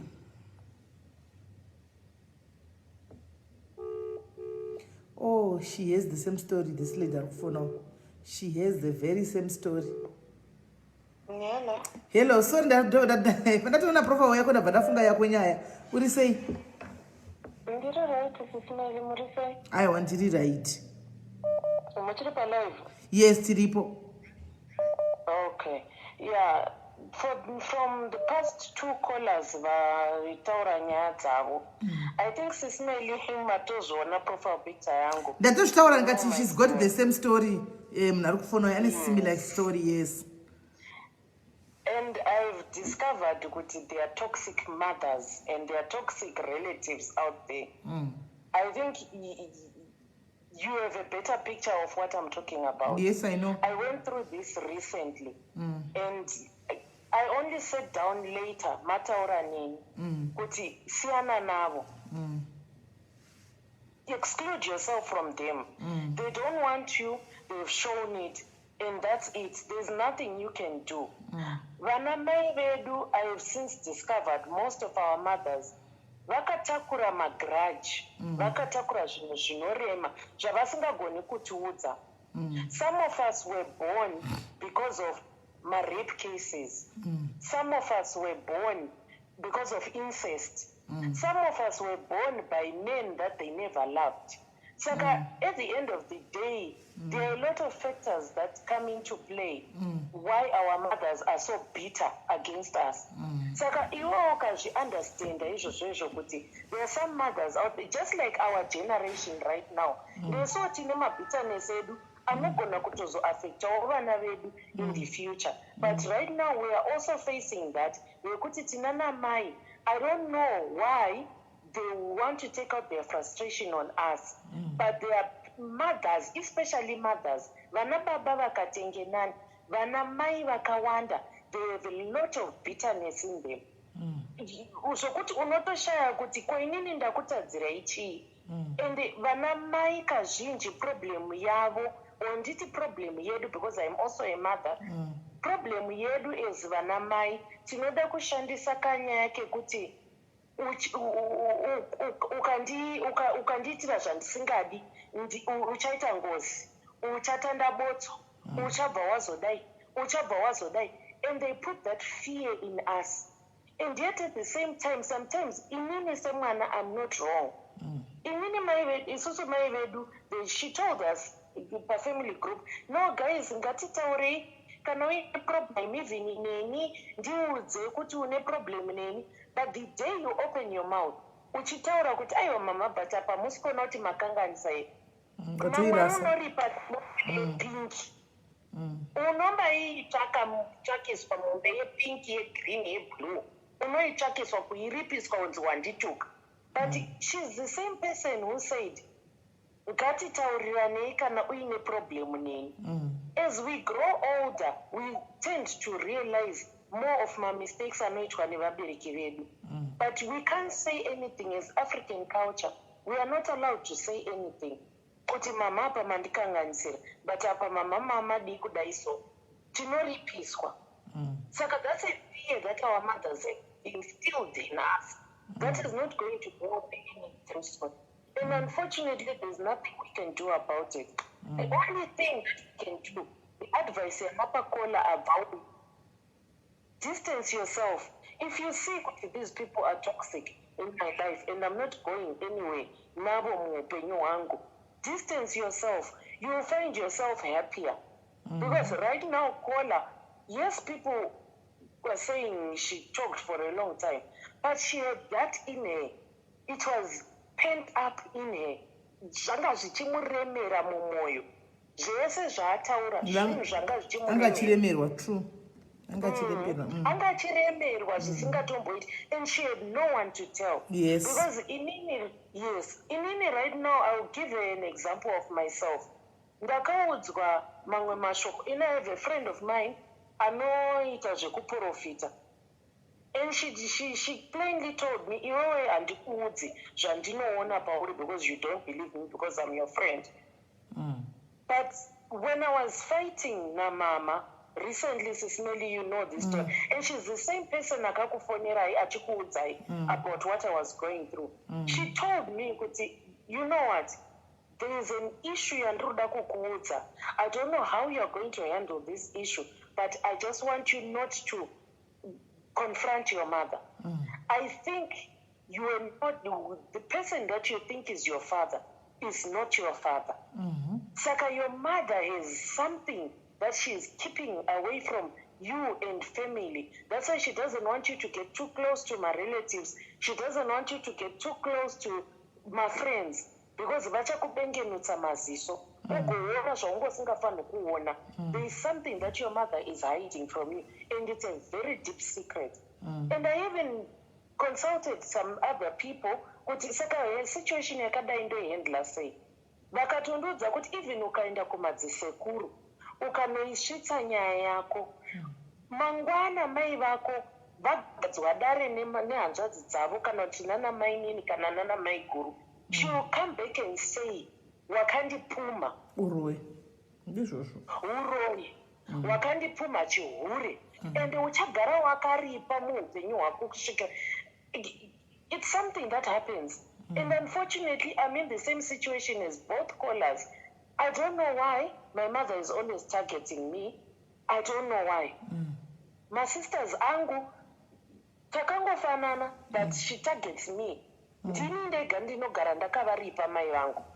And I've come to a standstill where I've come to a point where I've told myself handichadi zvekuramba ndichiripa mhosva dzandisingazivi, because nyaya haisi kupera and I will never know the truth. Unfortunately, this is something that somebody is going to go to their grave knowing the truth, and they will never tell me. Saka, Vanakolaka, I understand them. When they start talking, they start letting it out. Let them talk, let them cry it out. It is painful to have a mother who you can tell she doesn't love you. I know. Or she loves you differently from my siblings ako. And vana mai tine dambudziko rekuisa rusarura pakati pevana vedu. I don't know where we get that spirit from, but it's there. And we as children have to deal with it. We cannot confront vana mai vedu. There's nothing we can do. The only thing that we can do is pray about it. Prayer is the only answer to this. But otherwise, hapana nyaya Sis Melly. So how is yours now with your mom, the relationship? I I decided to apologize to her. I went kumba kwavo, mnina wangu encouraged me kuti ndiende kumba kwavo, even though she wouldn't have opened the gate for me, but unfortunately pane munhu akatondipinzawo. Vakandiudza kuti tofanira kuenda kuma DNA test, and she was just shouting and saying a lot of things. But my DNA to prove what? To prove kuti uri mwana wa hausi mwana wani to prove what? To prove that I'm your mother because you don't listen to me. But it's not good I don't listen to you. It's just that I voiced my opinion on something. But you made it into a totally different story. Saka, I don't know what her agenda is. I don't know. I obviously don't know because ndakatoona kuti apa pane nyaya but nyaya yacho handimbofunda kaiuto. Saka kutongosiyana nazvo zvitori nani.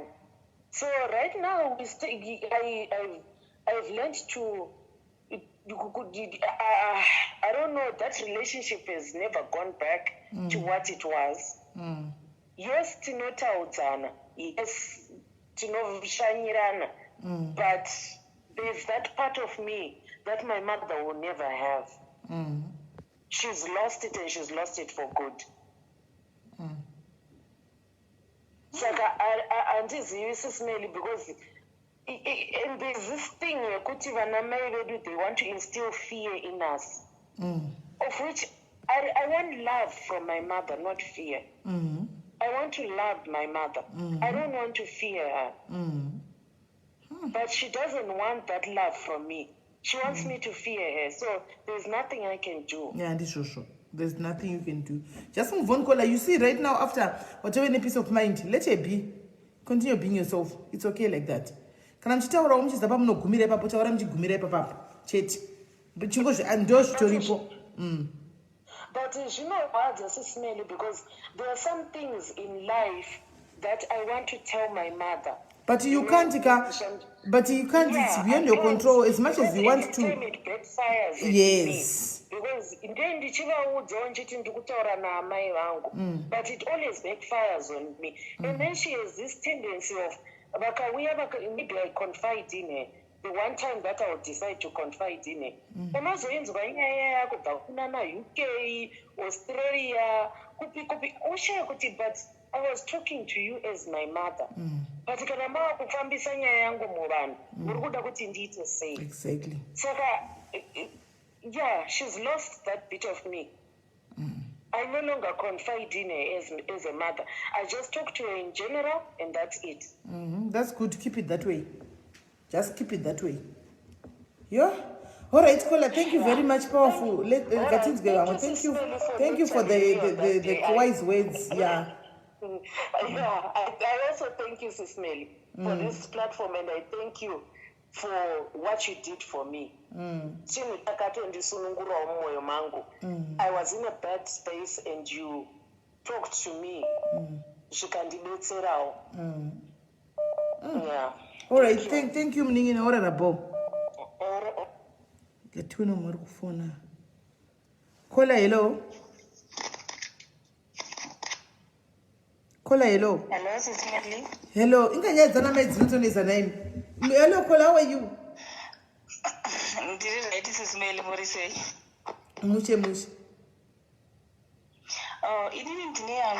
SIS MELLY, I always have a fight with my mother when it comes like I'm always providing since in the pizza only for the some they get married, some it failed. But I also had a failed relationship, and I end up having a child, and I'm a single mother.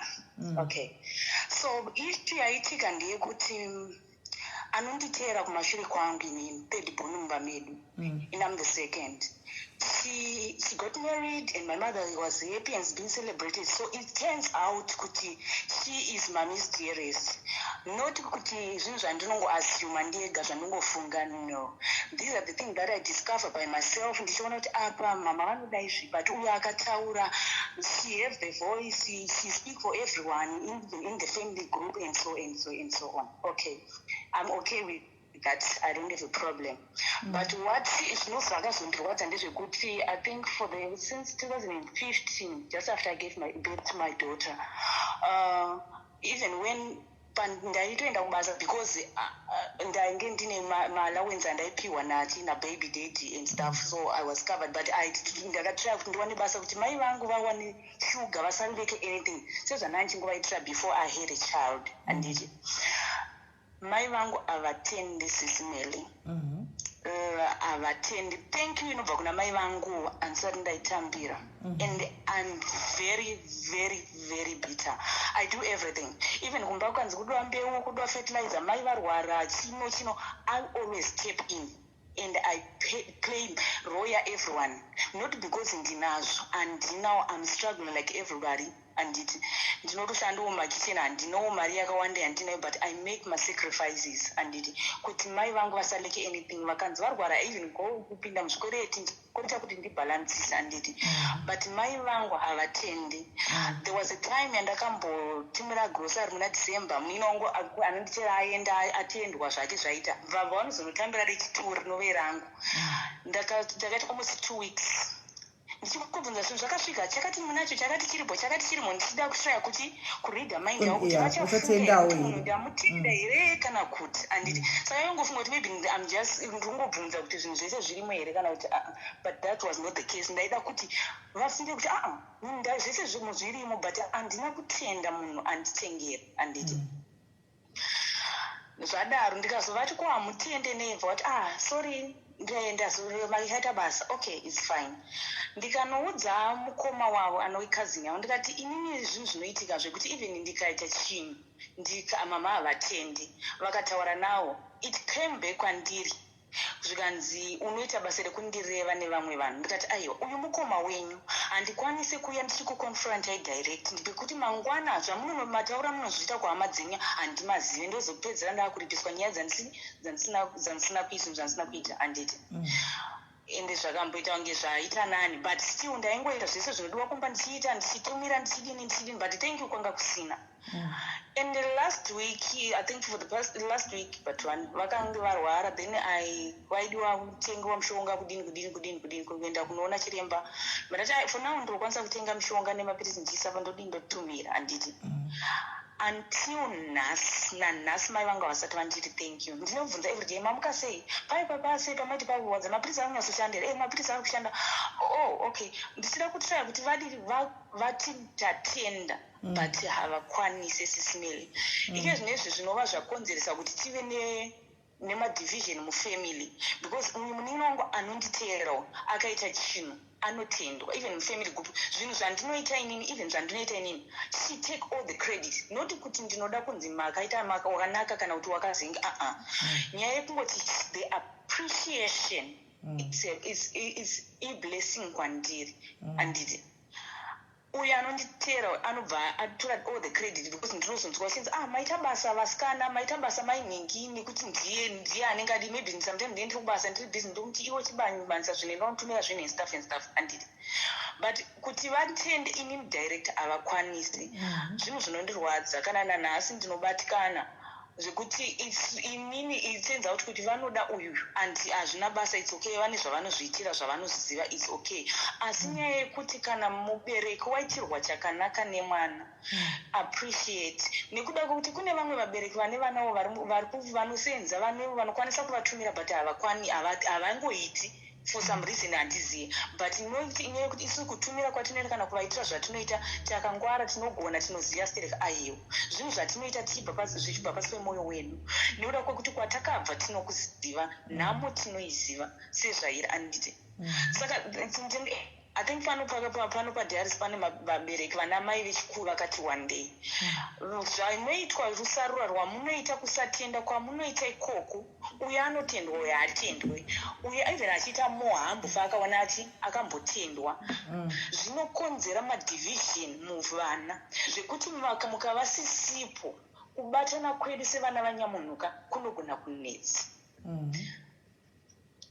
kunogona kunetsa zvekuti tinogona kutozofa takavengana nevamwe vatakaberekwa navo anditi and the other thing ndeyekuti inini anonditera it becomes kuti ndiye anenge ane problem because inini I'm a single parent ndinogara ndega ndine room yangu ndinokiya ndichidzoka kubasa ane zvinhu zvaanoudza mama kuti kumba kwake anoudza shamwari dzake anozadi anotokoshesa shamwari dzake kudarika hama dzake vanhu ava I get close kuvanhu ava sisimeni because I don't have the love of my siblings, the love of my mother and they became my family. They are completely strangers but they become my family. These are the people that I feel. Okay, hold on. Listen. Okay, hold on, caller.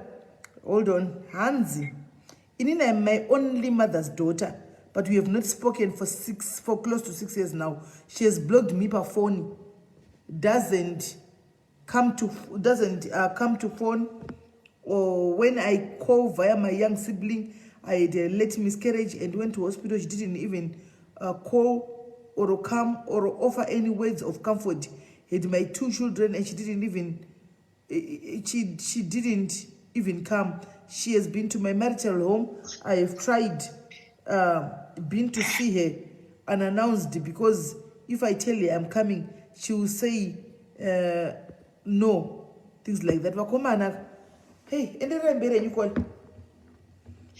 So andisuna kutora nguva yenyu yakawanza inofanira vanhu vakawandoda kufona that ndo zvandinangotara kuti kuna namai vari mumadhiaris neno handiri mubereki futi maybe ndichazove nevamwe vana pamberi but nyaya yekusarudza vana nekuda kwekuti uyu akaroorwa akachata ane musha ane this uyu haana that as a parent you should munofanira kuenzanisa vana nekuda kwekuti because chimwe chinhu chinoshandiswa nevabereki vedu inini hangu personally kutaura chokwadi pandakanetsana nemunin'ina wangu apo mai vangu ndikavaudza vakaseka and I wasn't sleeping sisimeli, I was depressed kubasa murungu akanditi are you sick ndikati handisi kurwara akati but maziso akarotaura kuti kurara what's wrong zvinhu zvemumhuri I don't want to share so much anditi and vakanditi zvoni mukaramba muchinetsana zvamuri kuita ikoko ndikatsamwa munokudzoka kujoni ikoko muchitambura ndikati aiwa haisi problem nekuti kutambura kwangu inini kutambura kwenyu handisura kuti ndichinjana nemashoko akashata asi ingoziva kuti inini ndikatambura ndinogona kutambura zvokuti ndatazobhorera rei ndarasikirwa nebasa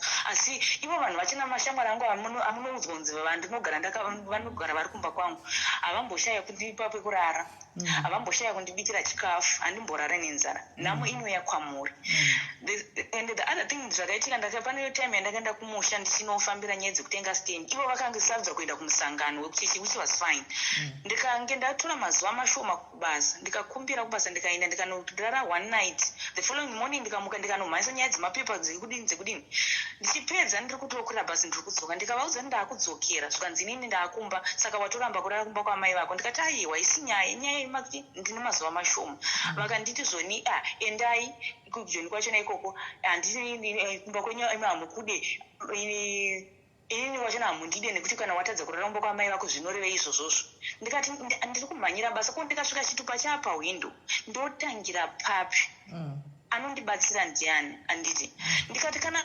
muchindikesa saizvozvizvi ndiri kuenda kuri anything can happen muroad sisimeli munonzwa sei muchiti mwana wangu andapedza kutaura naye ndichimuti zvakati ndimudza mashoko anorema kudaro atadza kusvika kwaanga achienda munozofara here and the chimwe chinhu chekuti vabereki kana muchitaura zivai zvekutaura kuvana venyu we didn't apply to be on this world makatizvara nekuda kuti maitida tikava full responsibility yenyu handiti sikwete zvekuti imimi munotarisira kuti nekuda kuti ndakakuzvarai ndikakuitira 1 2 3 so you have to listen to me to listen to whatever I say hazvisizvo zvazvinofanira kuti makatizvara mukatibereka mukati muda kutiunza pano panyika mukatirera yanga iri responsibility yenyu noti kuti maiitira anyone favor I think that's all Sis Melly for now. Wow. Thank you. Yeah. Man makaremerwa get healed caller. Mwari akuitire zvakanaka muporeswe henyu mumwoyo yakatakura zvinorema izvi. Haisi nyore kungokuitwa rejection namai nemubereki. Pakangooma, but anyway, there's nothing that you can do. You just have to find a way to move forward and just forget about it. Okay, Sis Melly. All right, thank you very much, Kola. Bye. This is a very, very, very emotional topic. Inonetsa iyi inotoda amen ndikaiti mboti mwana angu radzama kufona iye azamazve.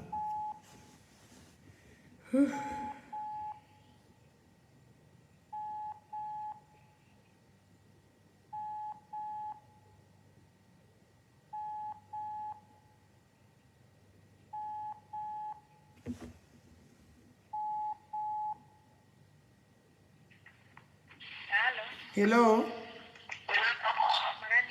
Did right kanjani? Did right kuri say? Kuri bosha. Ndinda po namba zenye wangu. Oh, nyaya murume wako ari kuMozambique. Zvino manje murume wako ndichamubata here this time yave late kudai kuwanga uripiwo zuva rose daimuningina kuzvooparadza imba yako nai. Nyaya chona yakatoreba ini ndatoona kuti ndo last option yandatokwanisa kutoona kuti ndikatosiyana navo vangawana freedom yakakwana. Saka iwo kana wasiyana navo wodi wazvipira unoziva kuti kunze kuri kutonhora sei komuningina. Ndikatokudza kuti kunze kuri kutonhora zvokudai soka asi inini hani chinonzi murume chacho handichizivi. Aiwa, kana nchiti kutonhora ngerwa kutoenda kuti uchazowana umwe murume achazouyazve haumbozomuwaniwe. Unotozogara nguva yakareba wakutozonetseka kuti murume uya inga anoti anoprovhaidha zvese wani ndaishaura naye murume wako. Anonyepa zvisingaiti murume iye zvokuti chero vana vake shai vanotopererwa. Saka uri kutaura haasi kuudza chikafu kumba. Ndikakudza kuti munhu uyu murume wangu uyu ndimaneja weOK Mozambique yese handiti. Mari anotambira nemari anotumira ndokuforwardira munyatsoona 295. Vana vangu vana padiki 2 vanodzidza kunonzi kuAfrobait kunodhura kuenda 60 US pamwana. Kuenda kuchikoro pamwana 1 pazuva ndikuda $2 kuenda. Which means vana vangu ini i3. 1 ari kusekondari 2 ari kuprimary. Pazuva ndikuda $6. Apa mazuva ndinokuona wakaita upenyu muno muZimbabwe.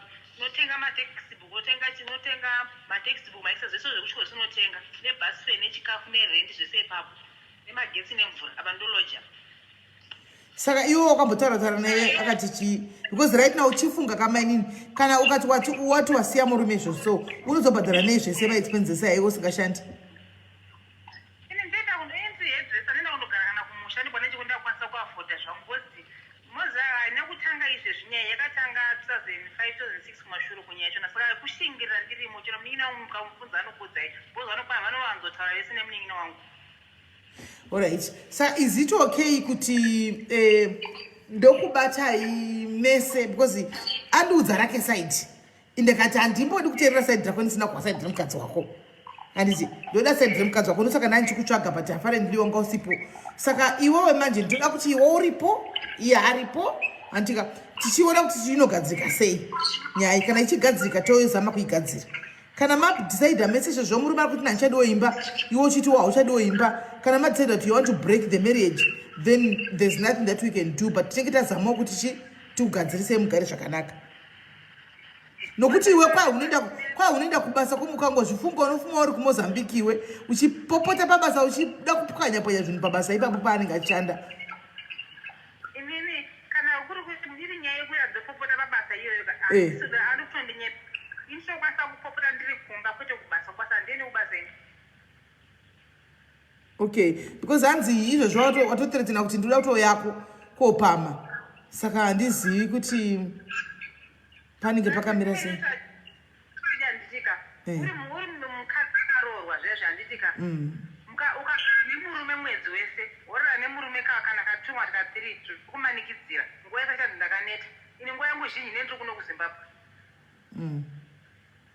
Murini munonzwa sei unozoenda kuMozambique washana ikoko wondonzwa nyaya zhinji dzemagirlfriends ake ese neshamwari dzake dzichindiudza tore mamwe makopi ndakatokopa iri murume neshamwari dzake azvichazvota murume akanga achimubvunza kose babemi muchindisema kufamba neni mukafamba neni munongofinya mafinya mamu zvamunongoita zvamunoda zvisingazwisiki achingoti ndo magariro angu asi ndichiziva munhu wangu shamwari yake muswa ndakanetsana nayo ndoba yakazondudza zvese shamwari yake yekuti zvese zvaaita anodza shamwari yake iyoyo.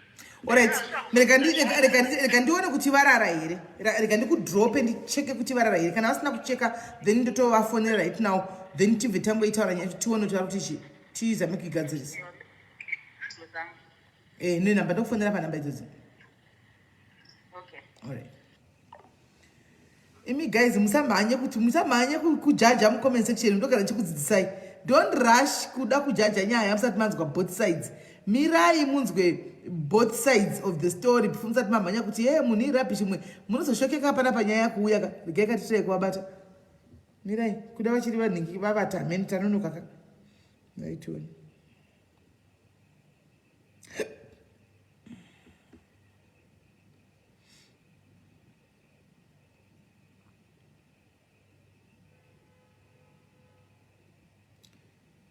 Let's hope vachiripo sure.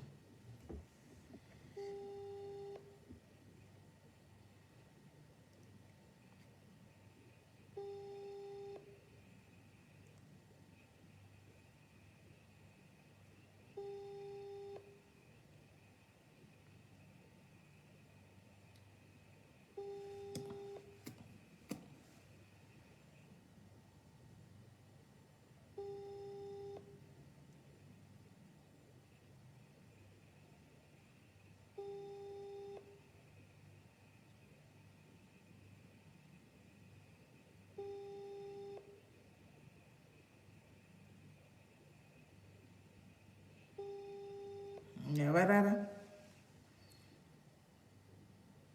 you did not answered. Right. Varara.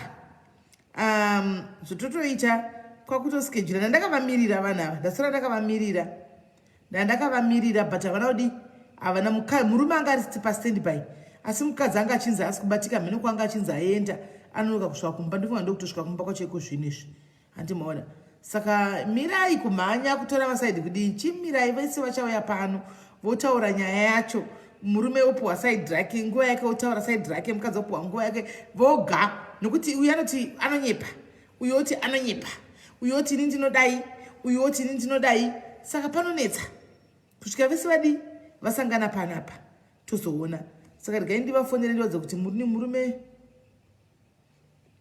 adi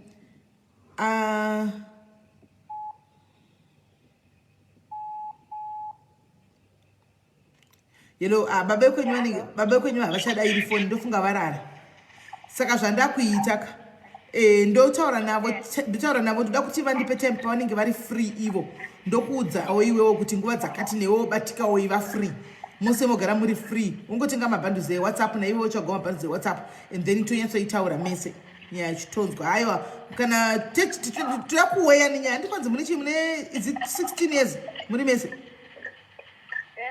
years toona kuti chichiri kuiti ndikaverenga eza ndagara nababa vasvikira na 5 years kugara mese like in vasiri kubasa vanewe pamba 5 years dzakatowandisa vamwe vari pamwe pese vanenge varipi akangori kumozambique akadakwidza kana 6 months asina kuuya ndizvozvo ini ndikasati ashangauza kuti ndakutouyako hakuna iwo hauna boyfriend saka ndakandatoti iye kana asochadi nezvanguwo otorawo vana vake osasamwe ndakachengetawo vana 16 years ndizo 1 otorawo vana otogara naye ndotitawo freedom tsvako waboyfriend ozi ndini mukadzi uye zvotondinetsa kungona ana firimu patv zvinozoti tv inobudisa here vaponi nhai vediwe ndibafinisi anenge awanza bhozi unongosina murume kana nokupenyawo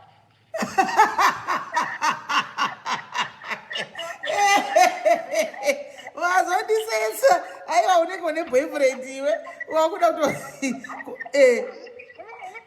ine michero yonzi boyfriend yonzi murume zvine hunu nezvaneupenyu wandakararamaka yonzi murume zvondakatoita zvisingaiti kati izvezvi ndakazosvika pakudza vana vangu ndakavaudza kuti ini ndasvika pakakuti ndichiwo boyfriend saka ndakota kuti ndizotsvaka boyfriend vanangu Sanga masuduru kama vakashoya kugara babonye ndite freedom yangu tega bosi ndaita ndambozama kuti baba vachachinja azvichinja bosi murume wangu tachokwati simelika nene mbonyazokudza nyaya inoiti kubva richipinda pakauya umwe musikana ndandichangoororwa nditika vaningina vake vakabvunza kuti ndo musikana anga ari wani wamukoma nditi kanyara ndikabva nangosvitambira ndikanyarara ndanyarara kudaro baba vakazowana basa kuSouth Africa ndobva vaenda ndikaenda kungova mambe unochingova kuti munhu wangu achinja apa South Africa ndobva vazowana basa kumozambique kwanenge bozi mwana wangu zvaane 8 years within 2013 kwakaona basa kumozambique aona basa kumozambique shamwari dzake dzaindinyenga zvinhu dzake idzodzo ndomuforwardira mameseji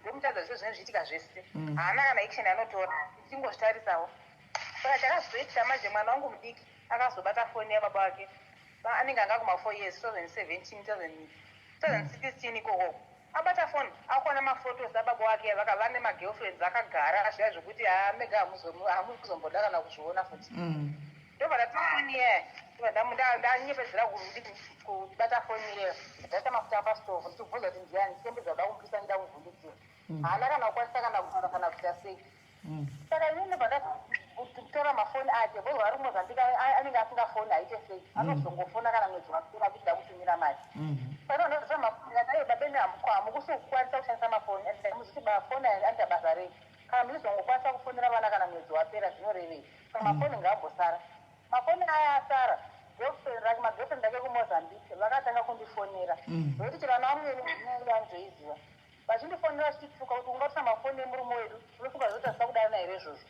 apa ndiwo vakapuwa vakamupa foni namba dzamwani hanabve nambowatsvaka ndadaro kuri kudaro ndobva ndani namweni wangu anoregera munhu kangani pamwe pazuva muroora ndikati ani amweni ndaida kubatikana pangu handitombouvereki bhaibheri ndopavapindura ndobva ndati musikana iye ndibva wasiyana naye ndobva wadanaputisa mumwe musikana ndobva musikana iye akutonditsvaka ega nanhasi musikana iyeyo mwakatitsvaka ega futi tone pikicha yake vamwe vachona mafotosi avakazorasika kurunabirwa foni saka munhu uyo andakasangana naye akabva atanga musikana iye akabva arambara ndobva ndasangana naye atondifonza kuti andikuonei mairumbizepo andondiziva andoziva kuti vana vangu indatipamuziva boza ndikaenda kumozambique makumbo anenge achirwadza ndisva ndakazorora mumba otenderera nemwana wangu otozikana nemagirlfriends musona akasangana nemusikana iye akati ako nhasi masiya mwana indava kaiwa mwana muchini ndakamusiya kuzimbabwe saka mwa zvinongorwadza kuti izvezvi zviitika zvese wo uchisiwa muri mumba machinoona girlfriend uchisiwa mumba uchinoona girlfriend ndikazobva razonditi ndakarambana nemurume wenyu yeti murume wenyu akuwanza magirlfriend saka nyika yakabva kure kure yemagirlfriend ina aitomboperi last year yakatore besi last year ndazenda kumozambique ndaenda kusaluni kwaembwa neshopu yake uye murume wangu iyeyi ndaenda kusaluni koko nditongotwa nyaya nemwe vazimbabwe nanga aripo vakati manonzi shepati aidai nemanonzi chipo vakazodai isa maloji akati ndizvo kunyaya dzese nange murimiwo waenda kumozambique kuna vanogara kumozambique last year ndakabva kuna june ndikazobva november pamwedzi ukavereka mvura unorara nemurume 3 days ainzokuza kutomumanikidza 3 days pamwedzi dzakatowanda anenge akatoguta hake anenge akatozvigutira chingoti ndakaneti chero murimi sisemeni makore ese andagareyo tichingoshingira kuti munhu ari pamurume ari kuda imba yake kwasei makaita arrangement yekuti iwe ugare kuzimbabwe achigara kumozambique sei musingagari vese kumozambique ikoko kuna education yevana ndipandombofunga kuti deni andisina hangu kuzvara kutomboti mwari makandipirei vanawo deni ndisina kuzvara zviri nani bozi vana vandu vari kukonza kuti babavo vahure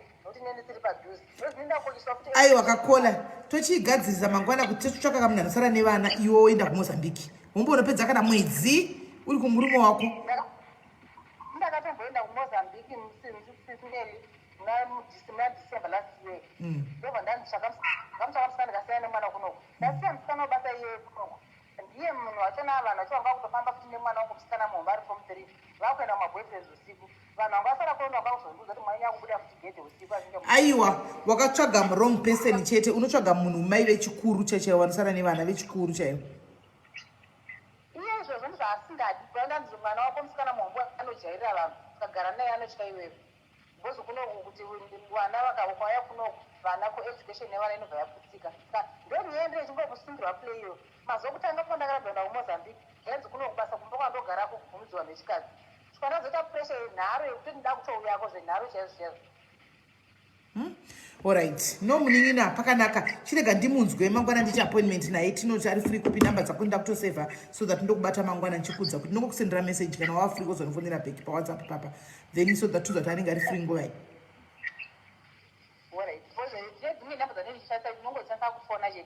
Alright, no problem. Nokonditi ndini uya.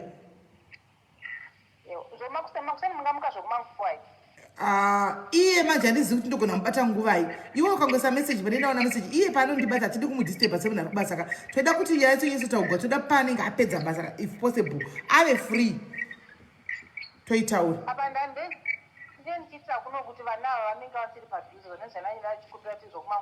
I think toita kumukumbira kuti ngaitwe manheru ngatitaure manheru kuti vana vanenge vavata at least then iwodi wotaura zvako uri free. Alright, pakanaka munin'ina urara bhuku. Ha?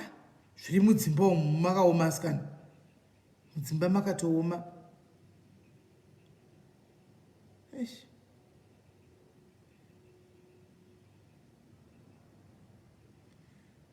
Nokuti pavanosangana pese ndipo panobuda chokwadi. Murume anenge achitaurawo zvake, mukadzi anenge achitaurawo zvake. Anomaona. Saka regai tione mangwana. Imi hakuna chinhu chinorwadza, imi vanhurume garai muchiziva. Hakuna chinhu chinorwadza sekunyimwa bonde. Hakuna munhu chinorwadza sekunyimwa bonde mai mwana. Munhu 6 months asingauyi, panozouyawo kuti dokonyo 3 days pa 6 months. Makamboona mukadzi anenge ari honi kuti ari ane hasha dzakaita sei? Imi vanhurume munoziva kuti mukadzi anenge ari honi anenge ane hasha dzakaita sei? Ipai vakadzi ava zviro zvavo zvakafambira mudzimba. Sena nekuti vakadzi vaite kuona zvinhu izvi paTV. Vapei zvinhu zvavo kusvikira vagutisei vakadzi ava.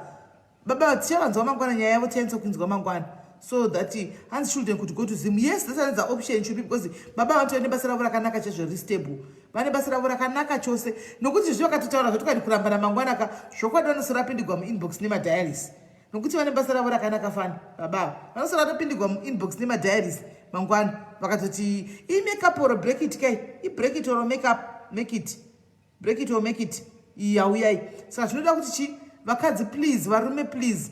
Vakadzi ava nakuingasidza kumba kwavo ririko manzwa. Ende pakati makumba papa digushushushu. Ipai vanhu mune mwana wemukadzi uyu mwana wechidiki atopanduka.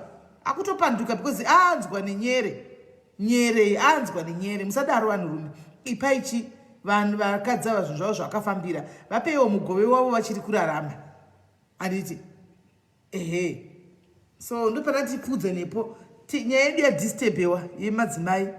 Nyaya yemadzimai disturbewa. Okay, let's see if we can have a part 2 yadisturbewa. Ndozva zvinoita padiaries modziziva. Patatanga topic haiperi topic mozviziva kuti inochiita chete. Anoona. So maybe anzi vadi kutsvaga anodhokonya. Mukadzi wemunhu kana muchaneta ndex unenge uri mukadzi wemunhu. Wodini? Haungangoti chikomba kwa mukadzi wemunhu just seizvozvo. Chiri pano takagara kudai ane mazana ndindega. Ndinenge kama zano vakaenda kubasa kwako vakaenda kunze kwako hazvizikamwi kuti vanodzoka rini kuti vanogona kudzoka mwedzi uno uyu wakunopera antiona saka chigaya kuti wongowani kwatoita chikomba hazviti wotongotoita chikomba wototi chikomba hazviti hazvigoni andiona mukadzi unombotanga wanamatira weimba yako anditi kuti Mwari dai wanamatira webhodhi yako kuti Mwari vasunge mafeelings ayaya handitosafunge zvinhu zvisina nebasa rese panguva iyoyo. Ona zvakuitika baba vaya vakunifonera manje. Baba vaya is now calling me. Anzvadzi. Hello. Maswera sei? Maswera. Kuti ndachikutirai kufonera indina madam enyu manga matikati kuda matorara tatazotera na madam enyu ndikati aiwa totota appointment mangwana tonzwa tingazvita kuti ngataura nyaya yenguva iyi because varara. Okay, no phone pane payanga iri pane zvana ndichitamadzi. Saka tomorrow tinenge tichingorifaina ndichika. It's okay. I think manheru because iye anoda kuti vana varare haasi kuda kuti anzwe vana vanzwe conversation dzatinenge dzichiitika ipapapa. Saka tikapara imimi mukubasa tikati kuma 7 munenge mapedza basa. 7 8. Ndomuudzwa kuti time tosangana pa time iyoyo. Alright, pakanaka nzvadzi. Yes. Anzi Samiri vaiwa ni unoda nyaya. Ni vanhu vakawanda vamwe vakawanda varara. Chiregai ichadzoka mangwana. Ichauya mangwana chiregai. Hanzi SIS MELLY. Kunda dina yema ikimu. chisiyai vadini vamborara vazorore mangwana. It's a long day. Usiku mangwana aiwa hatiitei mashows nethursday ndinoziva but titoita exceptional apa mangwana tenge titori navo pano tichinzwa kuti zviri kufamba sei. Totongoita mangwana acho Thursday totongonzwa kuti zviri kufamba sei mangwana. Hanzi nawe ndiclewe wangu ari business ameno probably maybe I don't know kwai pane payanga iri phone handizozivi handimaona handizozivi. So aiwa my Julie vanhu vakawanda varara ndi vanhu vakawanda varara toifambira mangwana.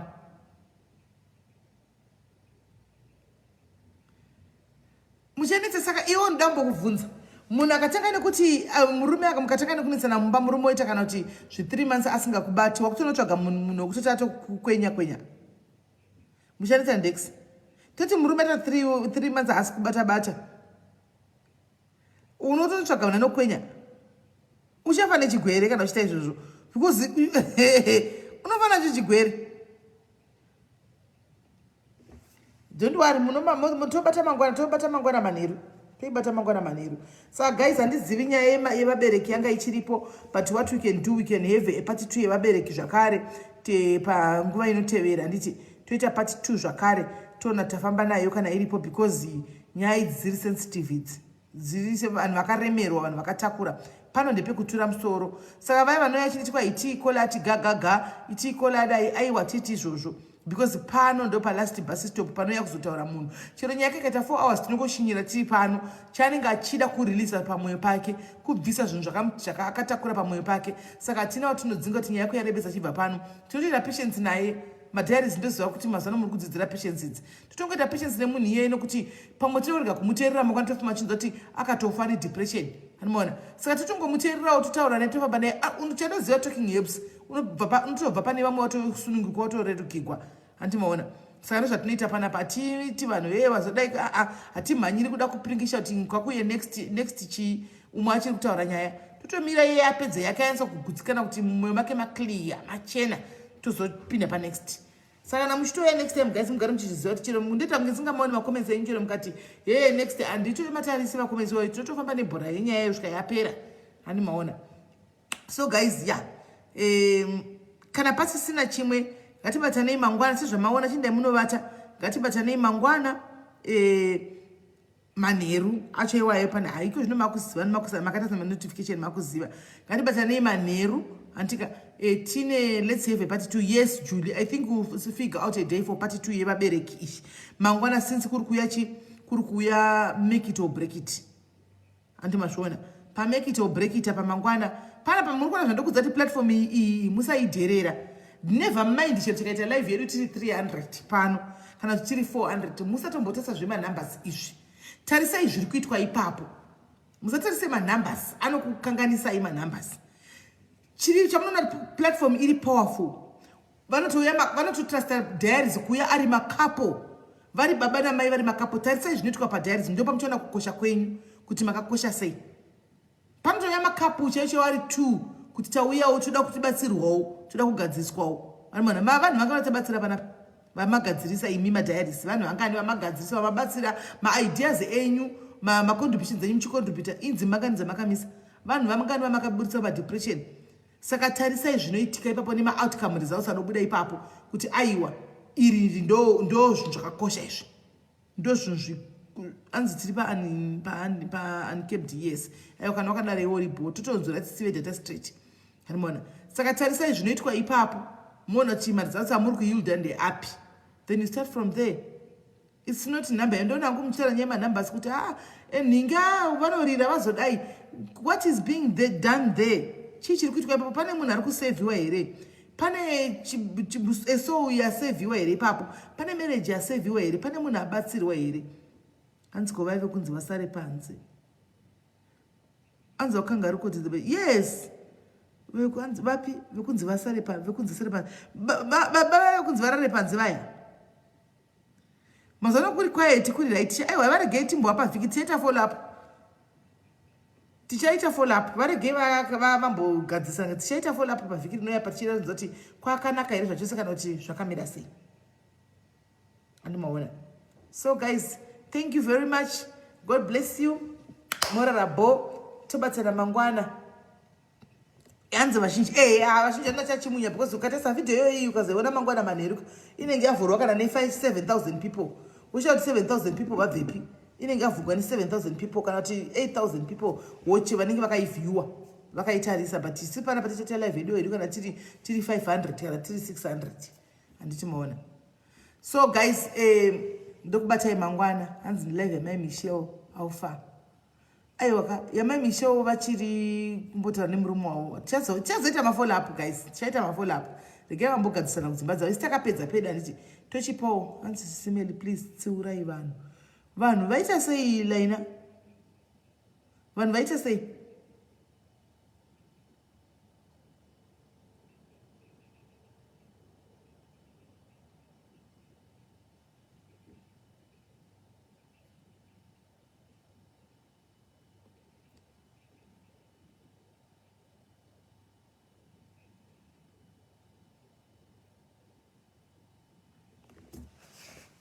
Yani mbona hanzi tsiurai vanhu kuti vanhu vacho vanonzi vaita sei?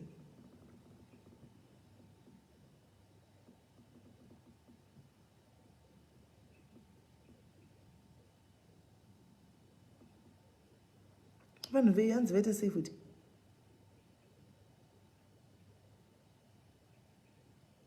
Okay, hanzi people when they are telling their stories, there are other people are putting nasty comments. Yes.